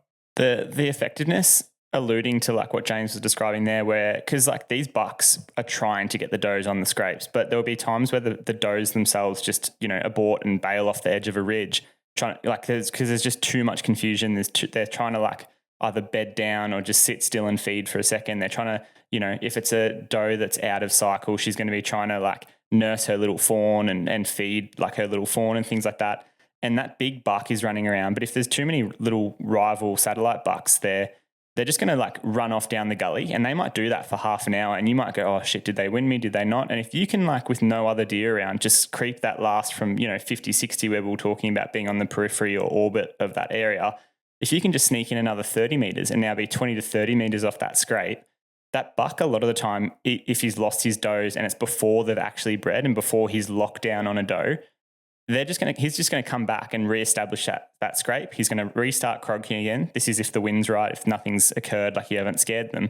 And he's going to bring those does back out of the cover. The amount of times that we've had big bucks where we've crept into 20, getting ready to shoot them and stuff like that, it hasn't quite happened. They've ducked over the lip. You hear him grunting, goes quiet, is the wind, getting a bit finicky, and they crawl their way back up and then reestablish that rutting activity on the scrape. Happens so many times. Another thing to consider as well is towards the peak rut, when it tails off and they have started breeding a lot of these does, what can happen is, as I was describing just before, is these bucks can go on what like we sort of term as lockdown. And that's often when like a lot of the does have been bred and it's starting to get to the last little trickle of dribs and drabs of does that are a bit like towards the tail end. And sometimes these does are the most fought after. And what will happen is like a big buck will leave his scrape entirely to the younger bucks with the does that are bred or no does at all. They still think that, because it has been the spot of activity, that the young bucks will often just stay there and sort of that they can smell this being deer around. But these young bucks might be in a deep, dark gully with a doe on lockdown, and often they're not croaking some of these times. So you might go from real peak rutting activity for a week or a few days to sort of nothing. And you might just even see like big bucks like at random times of the day, say like 10, 11 a.m., running a ridge line, and sort of they've lost that doe, or again, the doe's bailed or whatnot through whatever factors. But it's often, you see it with white-tailed deer in America, you hear about it a lot, where, the rut almost goes quiet, and that's because those does are being bred. And as we said earlier, like that estrus cycle or the window will last from 2 to 24 hours in those does where they're eligible to be bred. And the bucks for that period of time will not leave her side. And, he sort of knows that there's other does likely to be getting bred by other bucks. But if he is breeding a single doe at that time, that's a victory for him. So they become very, it's hard, like very elusive. It's a finite resource. And that's where, like, I guess that sort of transitions us into the post-rut period. But yeah, definitely in that peak rut period, like as it sort of transitions and does start getting bred, like, if you've got 30 does, well, by the time you get to 20, the last 10 does are, probably more important than the first doe in some ways, because like it's that finite resource and that desperation. Yes, the bucks, depending on how long the rut goes for, you do see that bucks start getting, especially if it might have been a hard summer and going back to the nutrition and stuff like that, then they physically might not rut as much because, they're starting to essentially get tired. Equally, hunting pressure generally at that stage, like if you've been hunting and flogging at property for 2-3 weeks and put scent everywhere and keep busting them off scrapes, well, they learn pretty quickly just to croak, at night, like very early in the morning and very late in the afternoon. So like all these factors come into play, but the resource that is available does in estrus, when that starts dropping off, then bucks do really get desperate. And that's where, doe calls for us. But I just really do want to hype on about the, when you're stalking in on a buck on a scrape that's croaking, really just want to harp on, like, it is the does, not the buck, that is going to blow your stalk. And I know I keep saying it, but it's just, someone will send me a message being like, thank you, because it's just the thing, like personally myself, like most of the times I've ever scared a buck off a scrape that's croaking and in a perfect position is because I haven't seen a doe or haven't seen a fawn. And then they've obviously run off, and they're the whole reason why that buck's there. And so they run off. And then, sometimes you do get lucky and they may reset up on another scrape 300 to 500 meters away and he may start croaking. But that, if you're in a low density deer, like low deer numbers, like that may be the only stalk that you get for that day or that rut. So you really just got to make every single one count and make sure that you're looking out for those does. Yeah, and what you can do is go, especially if you're in hunting public land or something and you hear a croak and you're like, oh, geez, I want to get to that because, there might be hunting pressure. If it's 500 meters away, it's fairly safe to, and you're hearing it from an opposing ridge or something like that, it's fairly safe to say that as long as there's good cover and you're not in direct eyesight across gully of like those deer seeing you, that you can sort of get down pretty quick and start heading up that ridge. But the second, you got to think of it almost like a bait ball if you're familiar with fishing. And that big buck is in the middle of the bait ball. And then every 10, 20, 30 meters around it, you're getting less and less animals or less and less fish, for example, in a bait ball. So like all the action is happening in the middle, and that croaking buck might be at 200 meters now. That's when you go, okay, I'm really going to start slowing down. I'm not just bush bashing, but I'm going to get on a game trail and start having a silent approach, because you've got to think that, okay, so you've got the buck in the middle. I'm 200 meters off him. In the next probably 10 to 100 meters, you've got like young bucks, rival bucks, all orbiting that massive activity in the middle. Off that, you might even have a doe and a fawn that aren't even close to being bred, but she just wants the comfort of knowing that there's other deer in the area. So she might be 150 meters off that buck. If you start walking up and you get barked by a doe when you're 150 meters, the does that are 10 meters from that buck, he might not even hear it because he's that rutted up, vocalizing and croaking and worrying about all the other bucks. But if those does hear it, and then they might not even run, but they might just start looking downhill or uphill, depending on the wind and whatever, trajectory that you're approaching from.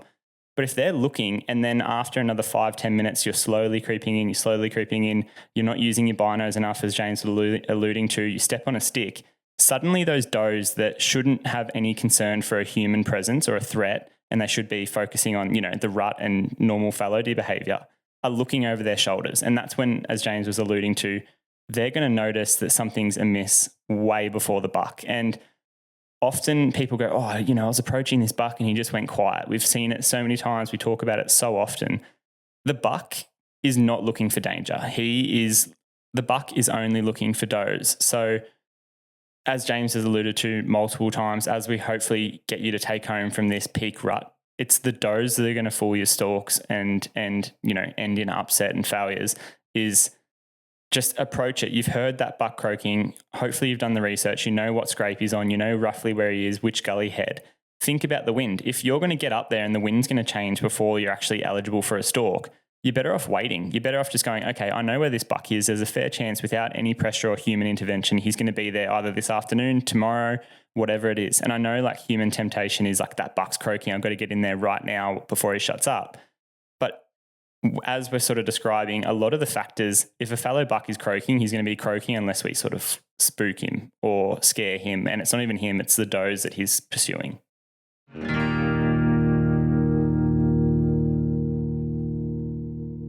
There's a reason why they say get serious, get Hoyt. Ayden and I have been shooting Hoyt bows for a long time now, and the reason is we're rough on gear. Our bows get absolutely thrashed from getting left in hot cars constantly to being dropped, thrown, and fallen off small cliffs in New Zealand. Hoyts have stood up to every single test that we can put them through and perform flawlessly. That's the reason why Ayden and I continue to shoot Hoyts, because we have 100% confident and we know that they will reliably perform time and time again when put through every pace and test that we can. Get serious, get Hoyt.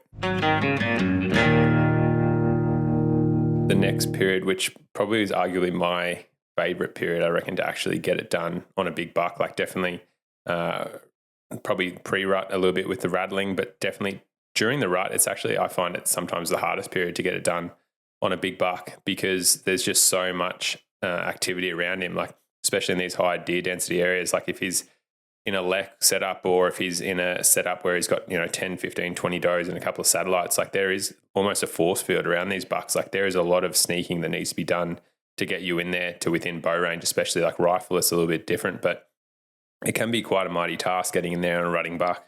Especially when, they're obviously moving around so much. So you might have a buck at 10 meters, but he's moving and weaving in and out of, his scrape. And there might be trees surrounding that, shrubs, bushes, other does presenting, quartering on angles, and you're trying to wait for him to go broadside. He finally does, and he jumps up on a doe. He's walking around, runs downhill, chases a spiker. Like there is a lot to consider. And that's why I think it's such like an exhilarating sort of adrenaline rush time of the year, because you're trying to focus on all these things and get your things right. But there's just this event occurring before us that's so fueled by like action and lust that, it makes it pretty mesmerizing watching these animals, go about their business.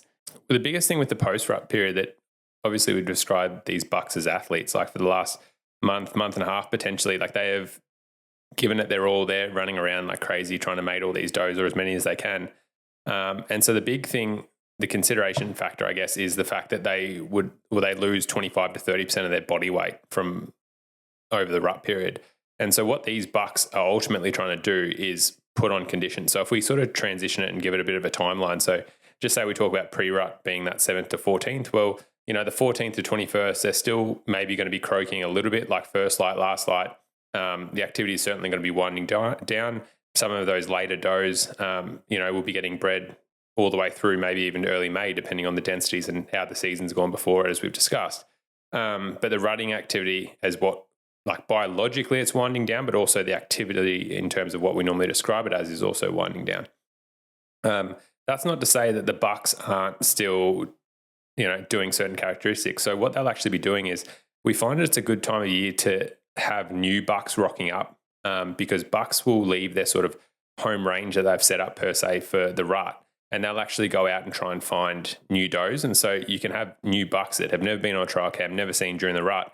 And especially that sort of late April, early May period, you'll get these bucks rocking up that are looking for these does that are cycling. They'll at that time also start to put priority into feed as well. So that's where you might catch them out, in improved pastures, especially on like cattle properties or ag properties. On the best feed available, and they'll be staying out potentially a little bit longer than they should have, and coming out a little bit earlier than they should. And that's where it sort of transitions into that May period and then into June, where nutrition is king. Like they are just, before winter comes around, they're trying to smash in as many calories as they can and put on as much condition as they can.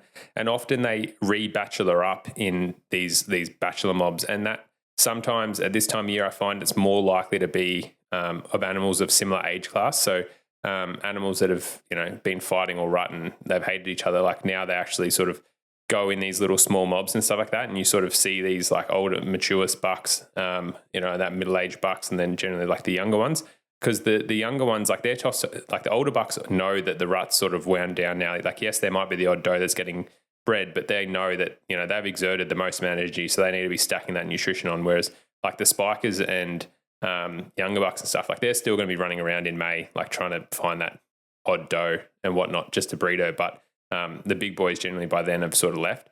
And that's why when they start concentrating on nutrition, it really does become like this game of sort of spot and stalk. And where in this scenario, like we really like to sort of, like game cameras can be really good for trying to pattern bucks, but using glass and trying to explore as much country, really prioritizing those areas of high valued nutrition, whether it be crops or whether it be sort of gullies that are, really well, have a lot of feed, for example. We like to prioritize checking out those places. And once you find bucks, like generally speaking, similar through their velvet period, like they become very patternable, and they don't really want to be exerting too much energy. Like the further we get from the rut, like looking into June, July, August, before they're about to start dropping their antlers in like September, October, like through those 3-4 month periods, like they really do just lock down again. They're not traveling too far. They'll have feed and water pretty close. And they're really just trying to prioritize like putting on as much weight as possible. There are two sort of considerations that I would think about here. So obviously, when you are hunting bucks in that June, July period, there is a race against the clock. Like you can pattern them quite easily, but there is that eventual time period where they're going to obviously shed their antlers. So if you are looking to get a mature buck with its antlers, you want to sort of be doing that in May, June, July. As you push through to like August, September, they're going to start being more susceptible to dropping. And secondly, as James alluded to, when they start acknowledging, like through their testosterone levels decreasing and those does have all been bred, there's a few young bucks racing around trying to find the last few does. It's a limited time, but before they actually leave the does completely and do sort of, I guess, migrate and begin that transition to their feeding areas, which could be 20 kilometres away. So you might have bucks on your property on some green feed for a couple of days post-rut, and then you go to hunt them again, you think you've got them patterned and you've noticed that, oh, geez, I've missed it. They've sort of transitioned onto that next property and they'll follow ridge lines and move and migrate to where they eventually drop their antlers. And we start again, pre-rut for next year. Another thing that I just wanted to jump in on is that early on in this post-rut period, so just after a lot of the bucks have exerted themselves, where James was alluding to the fact that they've often lost quite a lot of condition, there are times that you'll find a buck bedded late April, early May, and he can barely lift his head up, and his skin and bones, and often you'll find him on their scrapes just bedded, and they're sitting there just hoping that one last doe will come up or whatnot. And I've been walking towards a scrape to check a camera, and I've stepped on a stick, and I've noticed the buck just barely lift his antlers and move his head, and I'm like, holy crap, there's a buck bedded on the scrape, and he's just so tired. He's obviously sitting on his scrape bedding because it is a good bench top. It's, on that position on the ridge where they've got a good view. The wind's obviously pretty consistent, and they're able to sense predators or a threat. And then he just ducks away, early morning in the afternoons for a bit of a feed on that green pick. And then again, it's a matter of time before he leaves, but it can be a really good time post-rut to find bucks that are just very susceptible to those spot and stalk situations where you find them one-on-one. And again, that's more of a stalk, almost as if, I know I've mentioned Chidodeer by accident a couple of times, but it does become a bit more of an intimate spot and stalk, where there's a lot more planning, getting the wind right, and those bucks aren't really moving, aren't really, looking for danger. In that post-rut period, generally speaking, you can, like people, you can do like doe calls, or some people do like very gentle rattling, because like the bucks will actually bachelor up and then do like very gentle sparring. They're more coming in being inquisitive and stuff. But really that post-rut period is spot and stalk, which like we'll obviously dive into our best spot and stalk tactics and stuff in future podcasts. But getting some glass up on high ridges, and like what Ayden was saying, bedded bucks on scrapes and stuff, I find especially like first thing in the morning, when like they'll be bedded up on a scrape, like getting a bit of sun and stuff, because they're just absolutely cooked. Like they've given it their all rut, and now they're just trying to like relax and conserve as much energy as possible. But I think that's a pretty comprehensive and awesome summary. Obviously diving into not only the biology to hopefully explain to you guys why what you're maybe seeing during this rut is occurring, and then just gearing you guys up to sort of understand that, but also just our sort of personal tips and tactics and what we've found to be the most successful at certain periods. Like we've tried to break it down as much as we can to give as much information as possible. As we've obviously said, like there is no sort of just straightforward rule for each time. Like each one of these tactics can be used at any time. And that's where like, time in the bush and just analyzing your situation. Like it might be might be peak rut and it might just be best to go in silent, or it might be, what we'd consider pre-rut and it might be best to try doe call. Like there's no hard and fast rules. It's just sort of our recommendations from experience, and obviously trying to match up biology and sort of what we've seen and what we think the bucks are trying to do to be most successful that you guys can.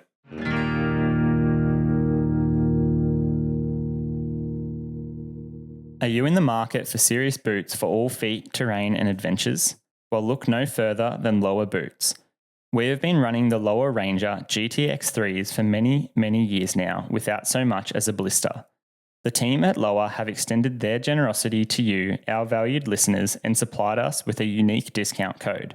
Use code TWINELEMENTS10 at checkout for 10% off your next order. Wear Lowers on your next hunt. Your feet will thank you. It's now that time of the show where we're going to go into our frequently asked questions segment. If you have any questions on getting rut ready following this podcast, then please send us an email with subject outline FAQ to info@twinelements.com.au, or either DM us at Ayden Doumtsis Outdoors, James Doumtsis Outdoors, or Twin Elements over on our Instagram. We're always going to strive to answer them via the messages, and then if we obviously think they're going to benefit the greater community, we'll try and share them on future episodes of the podcast. So we really appreciate that listener contribution. So the first listener question we've got is, how long is a fallow deer's gestation period? And I'll crack that one. Yeah, so understanding this can actually, similar to like the biology lesson that we were doing earlier, give you a bit of an understanding into the cycle of the deer's year. We use it a lot as veterinarians in planning, gestation and breeding patterns with, livestock and animals such as cows. But to answer the question specifically, the gestation period is around 230 days, which is just over 7 months. Usually the does give birth to a single fawn. Twins would be quite rare, especially in wild settings, just again, due to that nutritional demand and things like that. But most commonly, these fawns are being born at the end of spring and early summer, and that's for a very, very specific reason. So obviously, in most of these temperate places, spring sees with it, some rainfall, and then obviously you get a lot of other animals reproducing, and that all coincides with the abundance of like fresh green feed, vegetation growth, which does one of two things. So firstly, it gives them fawns plenty of cover in which to hide so that they aren't vulnerable to predation and things like that, as well as giving the does time to, drop their fawn, leave it for a period of time, and then come back to it whilst they feed, because that doe nutrition is massive. At the end of spring, start of summer, hopefully with, right planning and good seasons, there's plenty of feed around, because the metabolic demands on a doe that's lactating are like 3 times higher than her normal like basal metabolic rate if she doesn't have a fawn on her. So the function of producing milk for a fetus or like a young animal or an offspring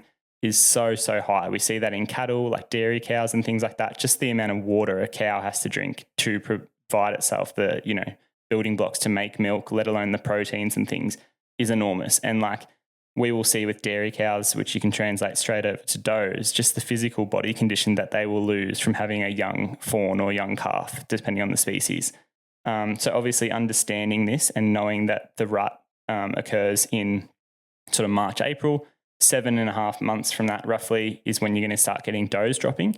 You can, start to piece out, your calendar year and things like this. Because if you think, I had a late rut, but then the fawns are dropping at the same time as they do every year, you just probably missed a lot of the rut, or there was more pressure and they were getting bred, under the cover of darkness. You missed, the physical signs and things that we see. Yeah, awesome summary there. I think the big one with that is just the biology again, underpinning everything that we see during the rut. Like we said, we often when people talk about the rut, they're talking about the characteristics and sort of all the vocalizations and whatnot that go with it. But like the biology is like set in stone. Like that is all predetermined by day length, which is, obviously nothing we can do to change that. Cloudy day, sunny day, it's all going to be the same. So really it's just that day length that's going to be controlling everything. So question number 2 is, how do you know if a doe is in estrus? Did you want to tackle that one, James? So essentially the same with most animals on this planet, but when something is in estrus, we have what we call like a standing estrus. So she's willing to stand to be bred. And that's like the key fundamental part of estrus, because obviously there's like pre-estrus where they actually like bleed or have like a period, and that time period in all animals is like variable, I guess, between like humans, cows, dogs, everything does. But yeah, really the key fundamental thing for estrus is when she's in standing estrus, and that is to time the release of the actual follicle or egg down into like the fallopian tubes, I guess, and then like the meeting of the sperm so that like you have conception, I guess, or the making of a zygote or a baby at like the perfect location in the uterine tract that then it goes like an implant. So that all those evolutionary, like all those features are sort of predetermined in animals. And so it's like evolution, like Darwin's obviously sorted all that stuff out for us with natural evolution. But that's like the definition, I guess, of peak estrus. And that really, like from the literature, they say it can be between 2 to 24 hours, but what they said was an average of about 8 hours. So you can imagine, like, really, if you're seeing a doe in the morning that's getting bred in like standing estrus, by the time you're probably seeing her or trying to find her that afternoon to get back on that buck and doe, for example, he's probably moved on to the next one, because the most likely she's not going to be in standing estrus anymore. And it's probably a young buck that's going to come in and try and like, because she'll still smell the goods. So there'll be young bucks chasing her and all that type of stuff, but she's probably not going to be in standing estrus. And so depending on the demand of how many does are around and whatnot, like a buck may stick around. But yeah, generally speaking, they're pretty quick, like especially those mature bucks, and even like you see this in bulls and you see this in stags and stuff. Like once they're out of standing estrus, like the older males sort of know that, the time's done here. And that's where, they'll generally go and seek the affection of another female in their species, whereas the young ones will sort of stick around and get carried away, having that experience.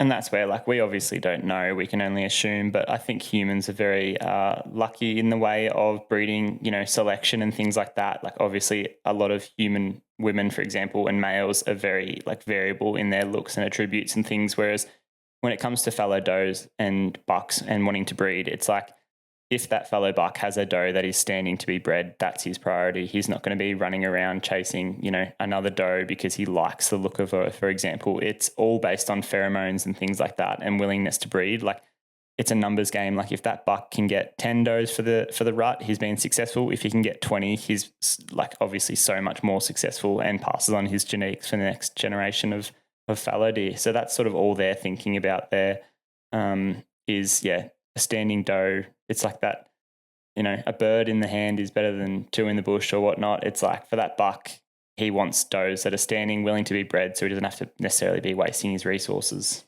Awesome. Well, I hope you guys took a lot away from that. Like, we put a lot into it, our tips and tactics, but also, especially that first section, the biology and what you may be seeing and factors that contribute to not the biology of the rut, but the antics and the characteristics of, the vocalization and whatnot. So hopefully you can sort of put some of our research, but also some of our first-hand experience into this rut this year that will be upon us shortly. We're super excited for it.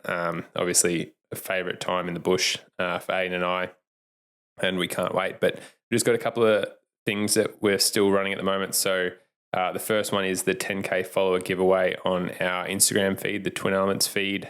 We've got that pinned, the post pinned in Ayden, mine, and Twin Elements as well. If you're not already following there, make sure you do to enter, and make sure you comment a few of your mates into the post. That's how we're going to draw the winner. The winner is getting a $300 voucher from Venture Hunting Fishing, which you can obviously put towards a few little goodies getting ready for the rut. On the 5th of February, we're also going to be releasing the official trailer for Fallow Frenzy, so right in themed with this podcast. That's a fallow buck hunt from a past rut where we follow our good mate Nicholas Morton in the hills of New South Wales, Australia, searching for a giant fallow buck that we'd had a previous run in the year before, and then we're obviously trying to target him that year. Part 1 will be dropping the following Wednesday at 6 p.m. Australian Eastern Standard Time on the 12th of Feb, which we're incredibly excited to be releasing. That's a 5-part series for you guys, so there's going to be plenty of fallow rut activity on our YouTube channel over the next few weeks. I have to apologise because we've actually had to change the dates of something that we had advertised previously in our podcast. But what we're doing on, which will now be Thursday the 13th, is having a big feature night, I guess, at Venture Hunting and Outdoors Springwood store in Brisbane. So the main date has now changed from the 14th to the 13th, so from the Friday to the Thursday night. And what we have set up is, firstly, we're going to make that 5-part Fallow Frenzy video into a single, just over hour-long feature film. So we'll watch that.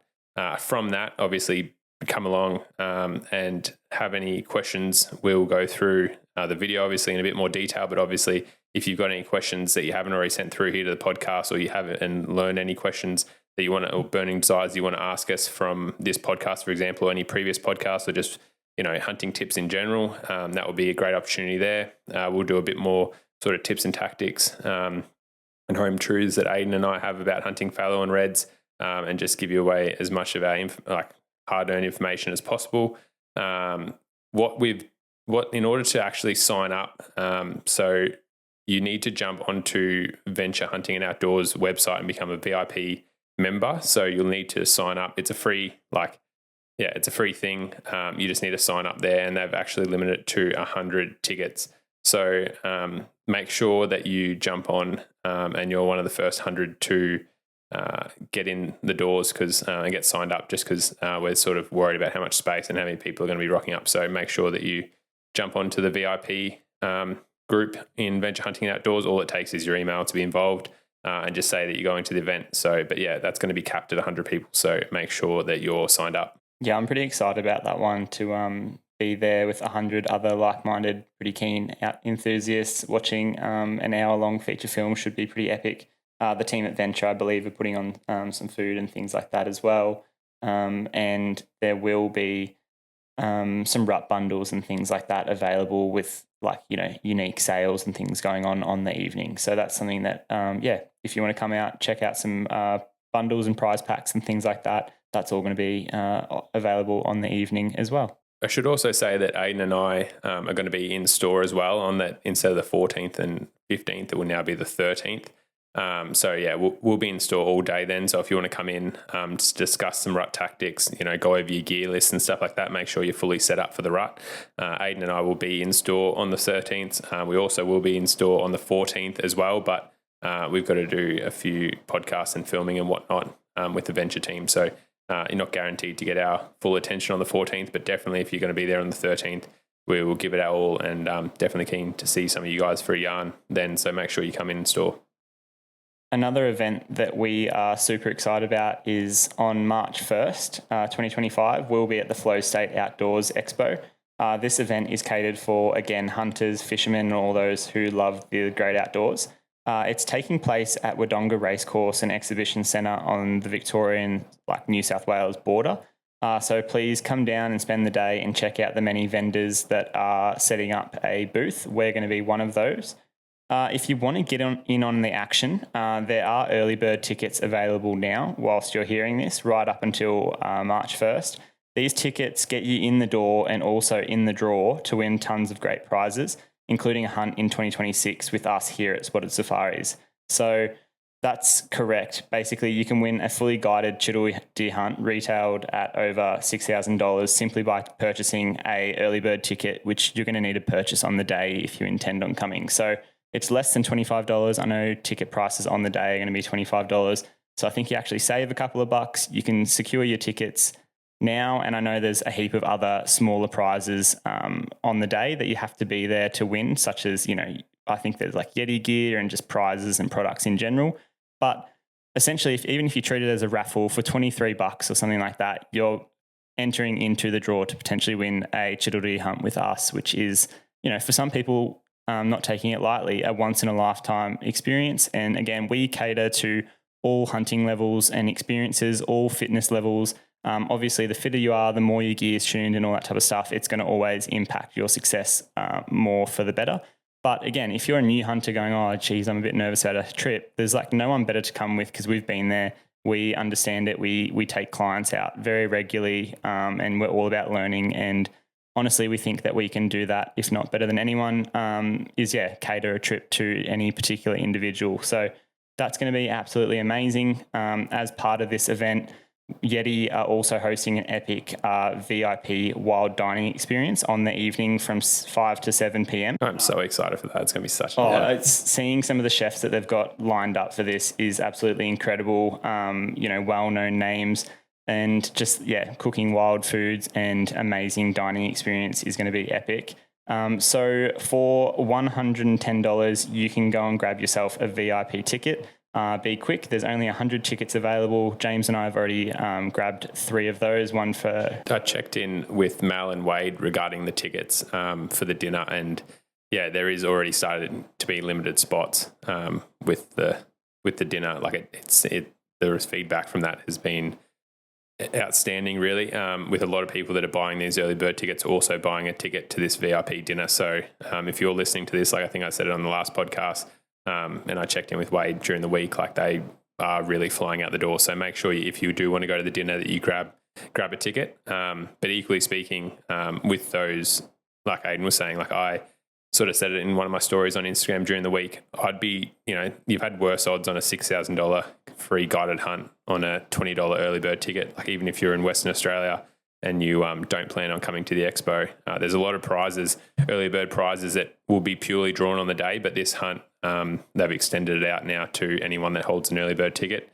So if you do treat it as a raffle, for $20, you've had a lot worse odds for getting a bloody meat tray at the pub than you have winning a $6,000 hunt with us. So that's also going to be filmed by Wade as well. So it's more than a $6,000 bundle, and it's going to be an absolute awesome time hanging out with whoever wins it. So make sure you guys are in the draw. For any further information on the expo, obviously send Flow State a message online through their socials, send us a message on our Instagrams or whatnot, or simply head to the Flow State Outdoors website and you'll find everything you need to know there.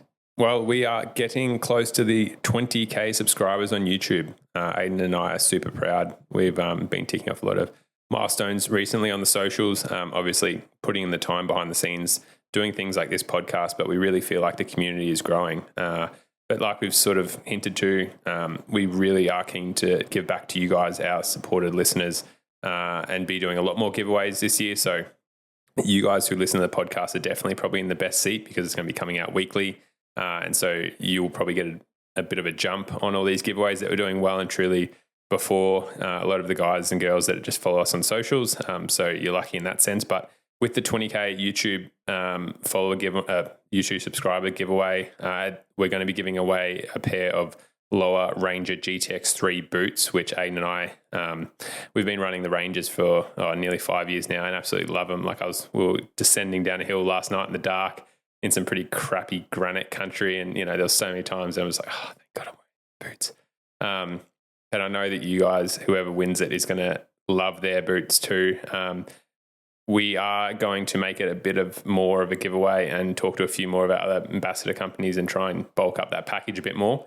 But stay tuned for that. So we will be dropping a 20K subscriber giveaway in the next month or so. And that's like, it's super exciting as, you know, we're trying to obviously grow Twin Elements, and our listeners, followers, viewers, all of you guys that support us, and to reach out to Lower virtually straight away and get an email back saying, yep, you know, lock us in, we're going to give away a pair of boots.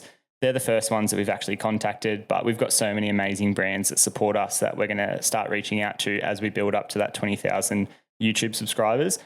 So this prize pool and you know, 20,000K giveaway is just going to keep on growing, which is exciting for you guys.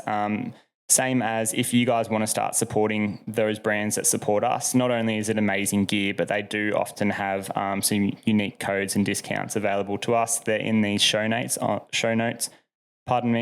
the podcast description, as well as in a lot of our YouTube videos and on our website and things like that. So please support those that support us. We partner with some incredible brands that are leading the field in their respective sort of scene. Lastly, I just want to say a massive thank you to everyone that's subscribing to this podcast. We've had a number of people review it. Leaving comments on the individual podcast episodes is a new feature that I believe podcast app is doing, as well as Spotify. So that's also exciting, being able to sort of go back and track individual comments from you guys who are listening.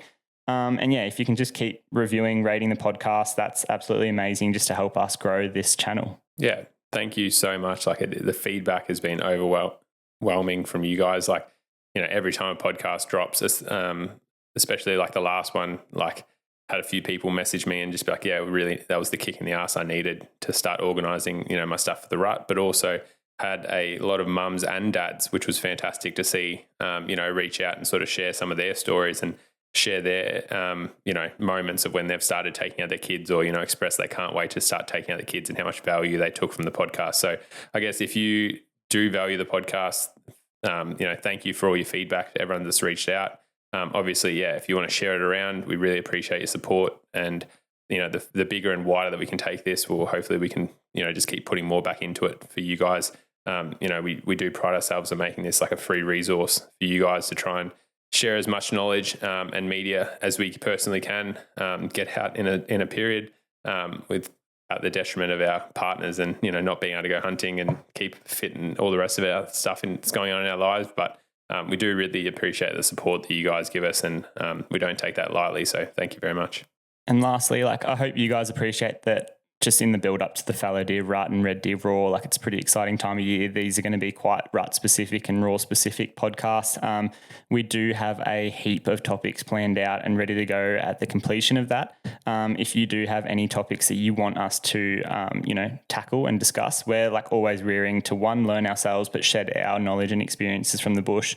So there will be heaps of Chiddle Deer podcasts, which I'm pretty excited for. As you can tell. Yeah, heaps of beginner based podcasts, just for people, like tips as generic as tips for glassing, you know, accessing new properties, how to butcher meat, like considerations for all of those things. They're all coming. But if you've got something, you know, rearing and bouncing around your brain, make sure you please send us an email to info@twinelements.com.au with the subject outline topics, and we'll get to that as soon as possible. That's probably enough from James and I. You've probably heard our voices now for a couple of hours. So last thing I'll say is go and shoot a big fallow buck during the rut, and best of luck, guys. We appreciate it. Thanks, legends. Have a great one. And remember, look out for those does. See ya.